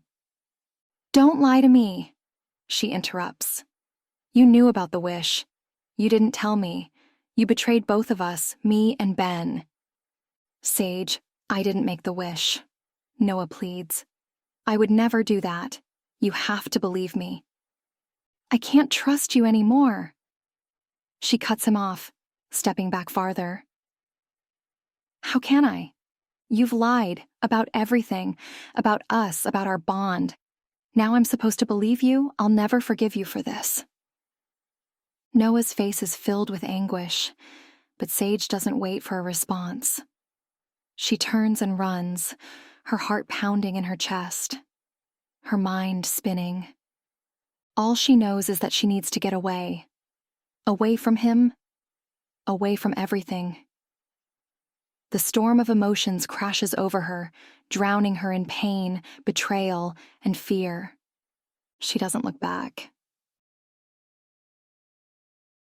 24. Sage goes back to her parents' home and locks herself in her room. The only piece of information she gives Olivia, who's been banging on her door endlessly, is that she won't come out and speak to anyone but him. Ben. According to the magician, Ben should be free from the effects of the spell, from any lingering thoughts of Phoebe in 3 days. Sage can wait. She's not hungry. She's not upset. She doesn't want to talk or lift her spirit or take her mind off things. She feels numb and empty like she had after her mother had died and she'd come to this pack. And the only thing that had gotten her through it had been Ben. He'd shown up beside her and let her remain silent, defended her blank stares and her lack of enthusiasm for anything. He hadn't minded the absence of her scent like everyone else had. She trusted him. And just like she knew he would, Ben shows up. It's strange, seeing him at her door, for how familiar it feels, how safe. She feels a flicker of something then, relief and calm, contentment. She likes these feelings. These feelings don't make her feel like she's drowning or walking on thin ice. These feelings are known and familiar, something she's grown with and gotten used to, something she can live with. I'm sorry, Ben says softly. I'm so sorry, Sage. He gives her a warm hug and then brings her a plate of food and sits beside her in silence, a hand on Sage's abdomen, the silent promise to be there for their child. "Can we get past this?" he says eventually, sometime later, days maybe. Sage puts her head on his shoulder and sighs. "We already have." 25. Sometimes during the night, something in Sage softens. Her guard or her resolve, the walls she's built maybe. And then she feels it. A loss and pain like no other. A hurt that threatens to swallow her whole. Every inch of her screaming at the wrongness of it all. She becomes dizzy and nauseous. Her chest constricts and the breath is kicked out of her lungs. She suffocates, gasps and pleads. It's gone when she opens her eyes. 26. "It was me," Jess tells her a week after Sage has left Noah. "I made the wish." They're standing in Sage's kitchen, everyone out, including Ben. Sage suspects Jess already knew that when she walked in. Jess looks as beautiful as ever, despite her wet hair and drenched clothes, an indication that she'd stood in the pouring rain before coming in. "I'm sorry," Jess continues, lowering her eyes. "If I'd known about the pregnancy..." "Why would you even wish for this?" Sage shakes her head in disbelief. It doesn't make sense for Jess to wish for Sage and Ben to be apart. "You love Noah," Sage says, trying to hold back the flood of emotions threatening to break through at the thought. "You've always loved him." Jess laughs, though it's not a happy sound. "And yet, you wonder why I did it," she replies, sending Sage a pitiful look. "Is there really no limit to your emotional detachment?" "What good did it do you to break me and Ben up?" Sage insists, clenching her fists. She feels exposed and ridiculous, like a child being reprimanded. "Surely you must have known me and Noah would..." "Of course I knew," Jess interrupts, her eyes glaring daggers at Sage. "That's why I did it, don't you understand? I did it for him because he'd been in pain for years and I couldn't bear seeing him like that anymore." Sage is struck speechless, glad for the emotional void that has engulfed her heart and entire being. It's cold, but it doesn't hurt. "Me and Noah were still together, when he realized you were his mate." Jess sighs, shaking her head in defeat. "I was so in love with him, and I thought he felt the same. He did feel the same until he woke up one morning and didn't because suddenly it was all about you." Sage purses her lips. "He never noticed me before. You were a child to him before, his brother's friend, then his brother's girlfriend." Jess snorts. "I should have known, though. He always had this thing for you, even when you were pale and withdrawn and had no scent. Do you know it was him who asked Ben to befriend you? I was there when he did. He'd seen you from afar and thought you needed a friend. Everyone else thought what you needed was an intervention." Sage says nothing, despite the novelty of this information. She hadn't known Noah had ever noticed her, certainly not as kids. She'd noticed him, though, from the very first moment. He'd shone brightly like the sun, and everybody was drawn to him, bathing in the glow of his attention. Life in her new pack had seemed cold, and Noah was the only thing that warmed her up. But of course she'd had no hope of ever attracting his attention, not when she was a child, too young to be of interest to him, nor as a teen, too young and inexperienced to possibly catch the eye of this guy, the future alpha whom all the girls fought over. "Anyway," Jess says, "he turned 18 and realized, instantly, he said he could feel you. Not ever clearly at first, but he was so excited. You should have seen him. The way his eyes shone when he spoke of you, his perfect mate.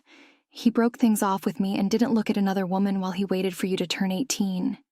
He said he'd be patient, that he didn't want to overwhelm you.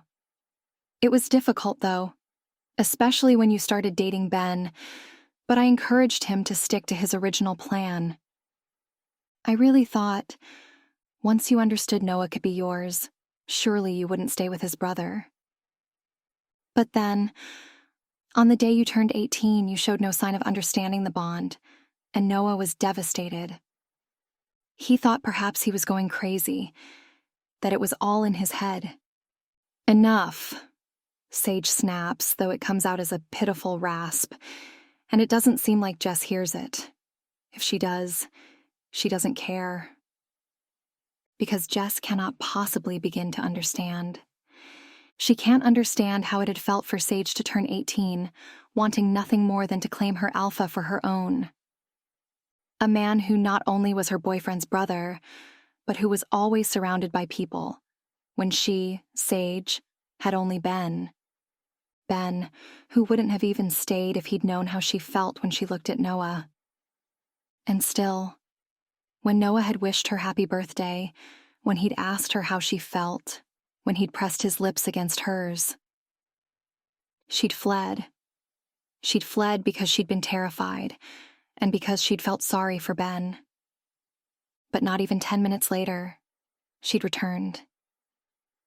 Because her lips were burning. Everything felt like it was burning.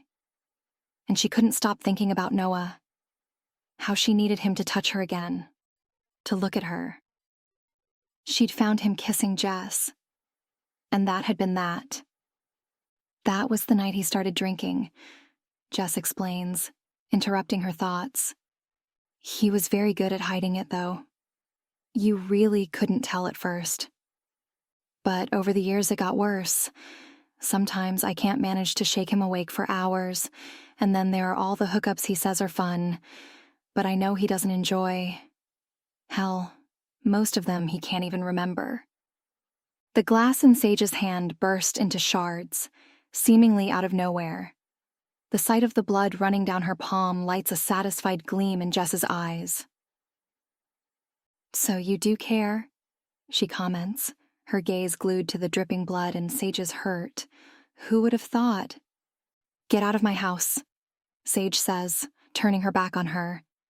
She needs to get her emotions under control. She feels like she's drowning in them. Like she's drowning, and she's alone. She doesn't need to hear this. She doesn't want to. It's too late. She and Noah made a mess of things. They both lied and ruined any hope of building a future together. Sage and Ben, however, they work. They make sense. And they're having a baby. I heard of this magician who could grant wishes for a price, and I asked him to reunite Ben and his fated mate. Jess says, best of both worlds, he'd have his mate, and Noah would have his. But the magician told me the one thing he couldn't do was touch fated bonds. He said white magic protected those bonds, and his magic, well, his magic was born out of darkness and suffering. Sage had felt it. So instead of wishing for him to meet his mate, I wished for him to think he'd met her. Temporarily, just to give Noah his chance. The magician warned me that whoever Ben chose would have to be human, because a shifter would know Ben wasn't their true mate. And he was afraid a random human would feel overwhelmed, that they wouldn't deserve it. It was risky as well, for a human to be around shifters, so the girl that he works with... Iris. Sage interrupts. Yeah, she offered to become Ben's mate for 3 months. I agreed to it because I didn't want some unknowing girl to be caught in this mess. I didn't want any of you to be in any mess, but I was worried about Noah, and I was desperate. Or maybe, Sage snarls, you were hoping that once Ben came to his senses, he and I would get back together and Noah would finally let me go. You thought if he could have me, he'd get tired of me. Jess snorts. I don't think you understand how much he loves you, Sage, if you think he could have a brief taste of you and be satisfied. There's a crack in the void, in the numbness. There is pain seeping through. Sage wants absolutely none of it. He lied, she snaps, turning away. Wait. He really didn't know about the wish, not for a long time. The night you caught me bringing him home, that was when... I don't want to hear it, Sage protests, shaking her head. Jess's voice rings after her as she walks off. He didn't make the wish, Sage. You have to talk to him. This is hurting both of you. But Jess's voice rings hollow in her ears. She flees the room and locks herself in her bedroom until Ben comes home, telling herself this changes nothing. Over and over. 27. It ends with Sage returning to the scene of the crime.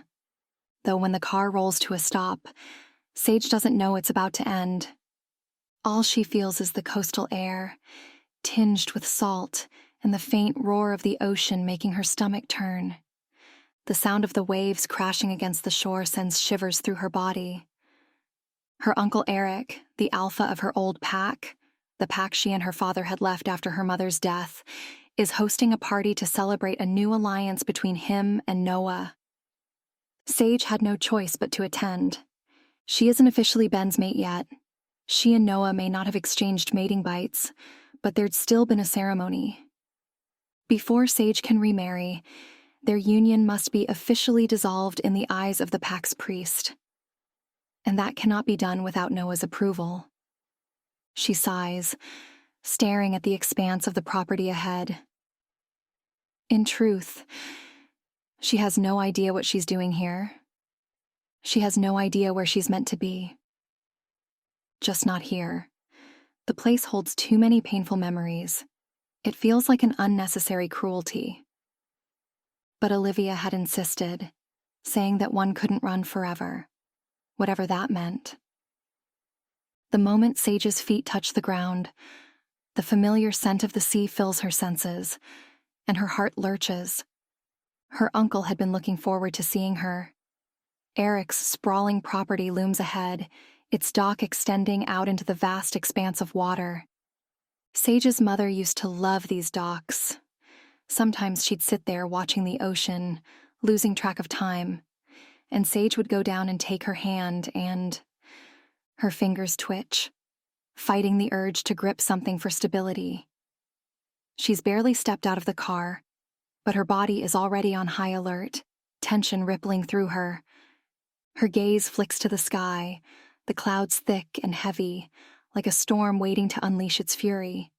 The light filters through in uneven streaks, casting long shadows over the landscape. The same kind of light from that day, she thinks. The day her mother took her out on the boat. Sage blinks rapidly, pushing the thought away. The property is teeming with guests, familiar faces from her youth mingling with the new, and amongst them, a therapist. One Sage had been forced to see. It's okay to cry, Sage, they'd said. You don't have to be strong all the time. But Sage hadn't cried. Not then. She'd smiled, said everything was fine, and shoved the pain down so deep it couldn't reach her. But like the sea, its relentless waves crashing against the dock, it feels too vast, too uncontrollable, and no matter how much she tries to distance herself, she's pulled back into it. She swallows hard, trying to focus on anything else. On the guests, on Ben and Olivia, who are making polite conversation inside. She answers questions. She smiles. Then, Noah enters the reception area, and she loses control of her thoughts. She hasn't even seen him yet, but she feels him, like an anchor pulling her in. His scent reaches her first, woodsy, clean, powerful, and suddenly, her senses hone in on him, her body reacting on instinct, the low rumble of his voice sending a shiver down her spine. She flits between conversations with guests she half recognizes and attempts to engage with her sister. But nothing works. Noah is all she can think about, her chest tightening with the weight of it. Needing air, she slips outside onto the terrace, the cool wind slapping against her skin. She needs to get out of here. She needs Sage. The sound of his voice, the way he says her name, has her briefly closing her eyes, trying to catch her breath. "When will you approve the separation?" she asks without turning around. "How long are you planning to make me suffer?" Behind her, she hears Noah scoff, his scent spiking in anger. "I make you suffer? We haven't spoken in weeks. How do you think I feel?" Sage's throat tightens. "If you feel half as bad as I do, then you know there's nothing left to do but go our separate ways," she replies, before Noah steps into her personal space, towering over her, and suddenly, all she can do is stare at his impossibly beautiful face. And then, he's grabbing onto her forearm, and the press of his fingers burning against her skin is too much, and not enough. "That is the last thing I want," he sneers, his jaw clenched, his eyes dark and red-rimmed, slightly bleary. The sight makes Sage's stomach drop. "Have you been drinking?" she asks, already knowing the answer. It's everywhere, in the way Noah stands, in the cadence of his speech. "I can't believe you," she scolds, trying to rip her arm away. "You promised me you wouldn't—" Noah snorts. "And you promised to always be by my side and grow old with me, so, hey, I guess we both lied," he mutters, making Sage flinch. She tries to step away, but Noah pulls her back towards him, and she's too weak to do anything about it, too weak to push him away when his mouth claims hers again. It's been weeks since she's had this. An eternity, it seems. A lifetime. She moans into the kiss, grabs onto Noah's hair, bites into his lower lip, until she can feel him everywhere, pressed against her body and her mind. And suddenly, his desire, his fear, and his pain hit her like a tidal wave. She can't breathe, his raw, conflicted emotions threatening to swallow her whole. It doesn't help to realize his mind is clearly clouded and impaired. "Stop," she says, pushing him away. Ben's too kind to break things off with you when you're carrying his child, and you know it," Noah snarls. "He deserves someone who actually loves him." "I do," Sage protests, her throat impossibly tight. "Not like you love me," Noah growls, pulling her against him again. "And he knows it, I know it, and you know it," he adds, whispering against her ear. Sage could cry for how good it feels, being against him like this. "What you love is that you don't love him enough that it scares you." Noah presses relentlessly. "I'm having his baby!" she cries because she doesn't know what else to say. She's hurt and afraid. So afraid. "You've been using him as your emotional crutch since you were 8, and it's done neither of you any good, and it won't do your child any good either." Sage's hand flies across Noah's cheek, the impact resonating in a harsh, clapping sound. "I'm sorry," she whispers, horrified at her behavior. This is why she and Noah can't be together. They bring out the worst in each other. When they're together, they lie. They feel pain and... "Sage, I can feel your emotions through our bond," Noah insists, like he hasn't even noticed the slap. "I know you love me, and I know you're scared." "Stop." He doesn't. "I know about your mom," he insists. Sage chokes on her last breath, feeling like her chest is about to explode. "I can't do this," she says, spinning on her heels. "Sage," Noah calls out as she rushes towards the stairs at the far end of the terrace. They spin around the cliff on which the house is built, leading back to the docks. Her mother had shown her these stairs. Her mother had helped Sage climb down them too many times to count. "Sage!" Noah's voice is booming from behind her, but it's drowned out by the blood rushing in Sage's ears. She runs down, step by step, ignoring the wind blowing around her, her dress flying around her, and the wild, roaring sea that is waiting at the bottom. She barely looks at it when she gets into the boat. She doesn't even have a plan, let alone a clear thought. She just needs to get out of here, to run.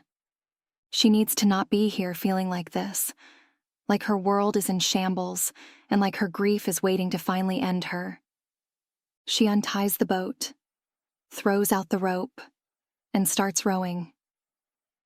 On the horizon, thunder erupts. 28. Sage clutches the sides of the boat, her knuckles white as the storm rages around her. The wind howls, whipping her hair against her face, and the rain pelts down like needles. The waves crash violently against the hull, and the boat rocks, threatening to throw her overboard. Yet, through it all, sitting across from her, smiling gently despite the storm, is her mother. The memory is so vivid that Sage can almost believe she really is there. That day, they'd gone out on the water, the sky darkening as the storm rolled in. Her mother hadn't been bothered, even as the waves tossed their small boat like a toy, kind of like it does now. "I think we should turn back, Mom." Sage whispers, her voice trembling, memories colliding with the present. Her mother doesn't respond, just smiles in that way that used to make Sage feel safe, as if nothing could ever go wrong. But something had gone wrong. And now, Sage is adrift. Not just in the storm, but in her own grief. "I'm scared," she whispers, though she's not sure if she's speaking to her mother or to the wind. The boat drifts further from the cliff, the dark water swallowing everything in its path. Thunder rumbles ominously, and Sage barely hears the sound of Noah's voice calling out to her through the storm. But when she does, it cuts through the chaos like a lifeline, warming her heart. She turns her head, scanning the horizon, and for a brief moment, she thinks she sees the outline of another boat. "Look, Mom," she says. "Daddy's coming. It's going to be okay." But when she'd looked back at her mother's face, fear had gripped her heart. Her mother's smile was vacant, and so were her eyes. A chill crawls down her spine. "Noah," she whispers, her eyes darting back to the storm. His voice is closer now, more desperate, calling her name. She doesn't know how much time passes before Noah's boat comes into view, but when it does, it feels like a dream. He's standing there, shouting over the wind, trying to reassure her, his voice thick with worry. He's soaked through, barely keeping his boat steady in the violent waves. "Get back," he calls, his voice breaking. "Sage, get back, now." But all she can do is stare down at the water. It's a bottomless pit. She feels her mother's arms wrap around her from behind, pulling her close. The sensation is so real, so suffocating, that Sage can't breathe. "Don't be afraid," her mother whispers, her voice soft, almost soothing. Her cold hand pets Sage's hair, and Sage just wants to go home. Noah screams. Sage sees him jump from his boat, landing onto hers. The sound is deafening, the sky splitting open with blinding light. Everything happens too fast. Noah grabs her, his arms tight around her. "I've got you, Sage," he whispers. She buries her face in his chest, terrified and so terribly cold. "My mother," she cries, a choked, pathetic cry. "She's gone. She can't hurt you," Noah replies. For a short moment, everything else disappears. His warmth, his strength, it's all that's grounding her. Then, lightning strikes. The boat jolts violently, and Sage feels herself being ripped from Noah's arms as they both fall into the freezing water. The cold hits her like a wall. It knocks the breath from her lungs. Around her, the storm churns, waves pulling her under. And for a moment, she's back there. Back in that moment, her mother's arms around her, pulling her down. Panic rises, her chest tightening. The weight of the water presses down on her. She can't breathe. She can't. Noah's mind brushes against hers through the bond, calm and loving. Sage's eyes snap open. Below her, under the chaos of the waves, Noah's unconscious form disappears in the darkness, blood seeping from a wound on his head. "No!" she screams, the sound swallowed by the sea.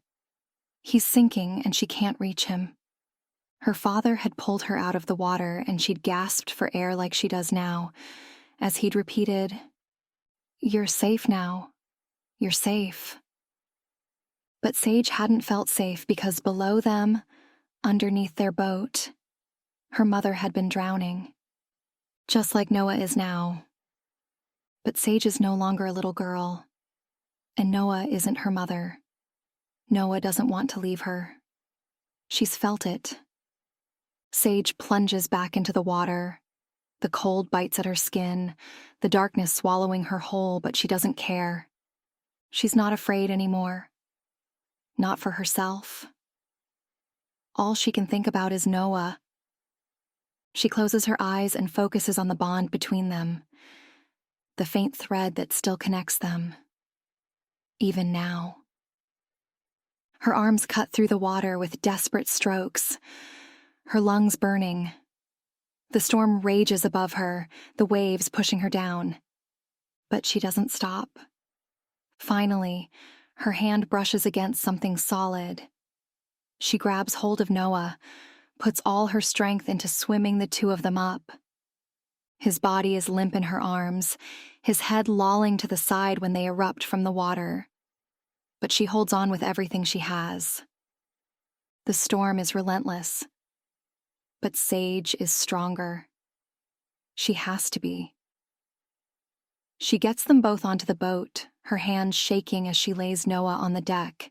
His face is pale, his lips tinged blue. And for a moment, panic grips her. He's not breathing. Sage's hands tremble as she presses down on his chest, her heart clenching with terror. She can't feel a pulse. "Noah." Her voice breaks. "Don't leave me." She presses harder, counting the beats in her head, praying with every breath. "I'm sorry," she cries out, her tears mixing with the rain. "I'm so sorry."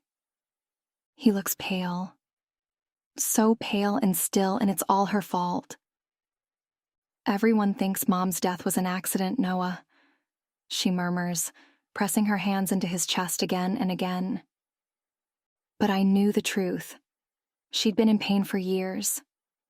And that day on the boat, she hadn't wanted me to come along. She drove our boat right into the storm. When help came, she jumped into the water. Tears blur Sage's vision, mixing with the rain. I wasn't enough, you understand? She left me. She left because her love for me wasn't enough. So when I turned 18 and I started feeling our bond, I ignored it because, for a brief moment, I felt your pain too, and I thought one day you'd leave me and I couldn't bear it. Sage presses her lips onto Noah's, trying to blow air back into his lungs. "But you were in pain because of me," she cries, her forehead dropping onto his still chest. because I was too afraid to lose you to tell you how much I loved you. But I do love you, Noah. Please forgive me." She sobs and sobs. And then Noah begins to cough water, pulling her into his arms. "I love you too," he murmurs, eventually when the coughing stops. On the horizon, the sun pierces through the clouds. Epilogue. The bookstore doesn't seem so impressive in the light of day, perhaps because Sage hasn't stepped foot in, though. It took her a while to find it, and she'd realized she'd passed in front of it a few times afterwards without noticing it, almost like something had compelled her not to look too closely. "You go first," Ben tells her, pushing her back. Sage elbows him in the stomach. "You go first. You're the one who wanted to see Iris again, not me." "What?" Ben sends her an affronted look. "You said you wanted to apologize to her." "I'm a mother now," Sage reminds him, crossing her arms. "I have a child to think about." And before Ben can protest, she adds, "And we agreed you were just going to be Phoebe's fun uncle, not her father. So you should go first." Ben sighs, pushing open the door to the shop. "I still can't believe you named your daughter Phoebe," he grumbles, walking in. The bookstore feels different now, bathed in the muted light of day. It's smaller, less imposing than Sage remembers, and without the cloak of darkness, like the space is withdrawing, folding in on itself, the once eerie silence feeling more like a quiet morning. Ben walks ahead, the doorbell chiming softly as Sage steps inside, her heart thudding in her chest. "We're closed," a voice says from the back of the store. Sage instantly recognizes the magician, Adrian's voice.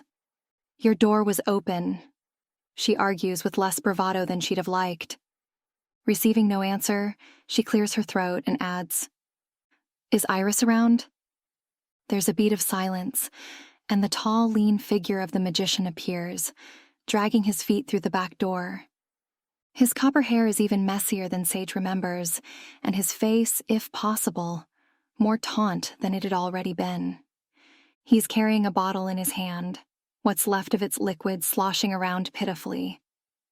"Is he in his pajamas?" Ben mutters to Sage. "Iris isn't here." The magician snaps with a roll of his eyes. "Good day." He says this like he very obviously doesn't care whether they end up having a good day. "Well, do you know when she'll be back?" Ben fidgets nervously. "I've never had a chance to talk about what happened with her." A hardened gleam appears behind Adrian's green eyes. "Right. You're the guy," he says, vaguely. Sage is pretty sure he's drunk, and not just a little bit. "Well, she was never interested," he explains, turning his heels. "Goodbye." "No, it's not like I have a girlfriend," Ben protests awkwardly. We both wanted to apologize for causing her trouble." Sage nods emphatically even though Adrian's back is turned to them. "She hasn't been around in a while," he says slowly, like the meaning behind his words is slowly dawning on him. Though, who can blame her? She never signed up to pose as somebody's girlfriend, you see. It's barely there, but there's a slight hunch to his shoulders that doesn't sit very well with Sage. "Oh, don't worry," the magician snorts, giving her a mocking look. "She'll be back at some point. She has to."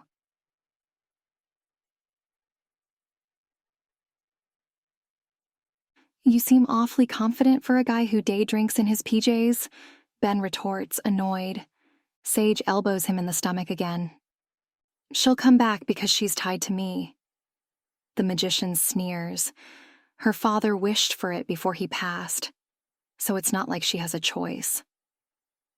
There's no mistaking the flicker of self-hatred that crosses his features, and suddenly, Sage wants nothing more than to be back home with her mate. For a brief moment, this man, drunk and alone with his dark thoughts, reminds her of him, and it makes her heart tighten in remorse. Though when she gets back home, she finds him in their living room, looking just fine. Phoebe's in her room, he tells her, looking smug. And she smiled. She smiled at me, and you missed it. He grunts as Sage throws herself into his arms, bearing her face into his neck to nip at his claiming mark. Did something happen? Noah asks, a little breathlessly because of where Sage is touching him. She literally goes boneless when he touches hers. Is this real? She murmurs against his skin. Are you mine?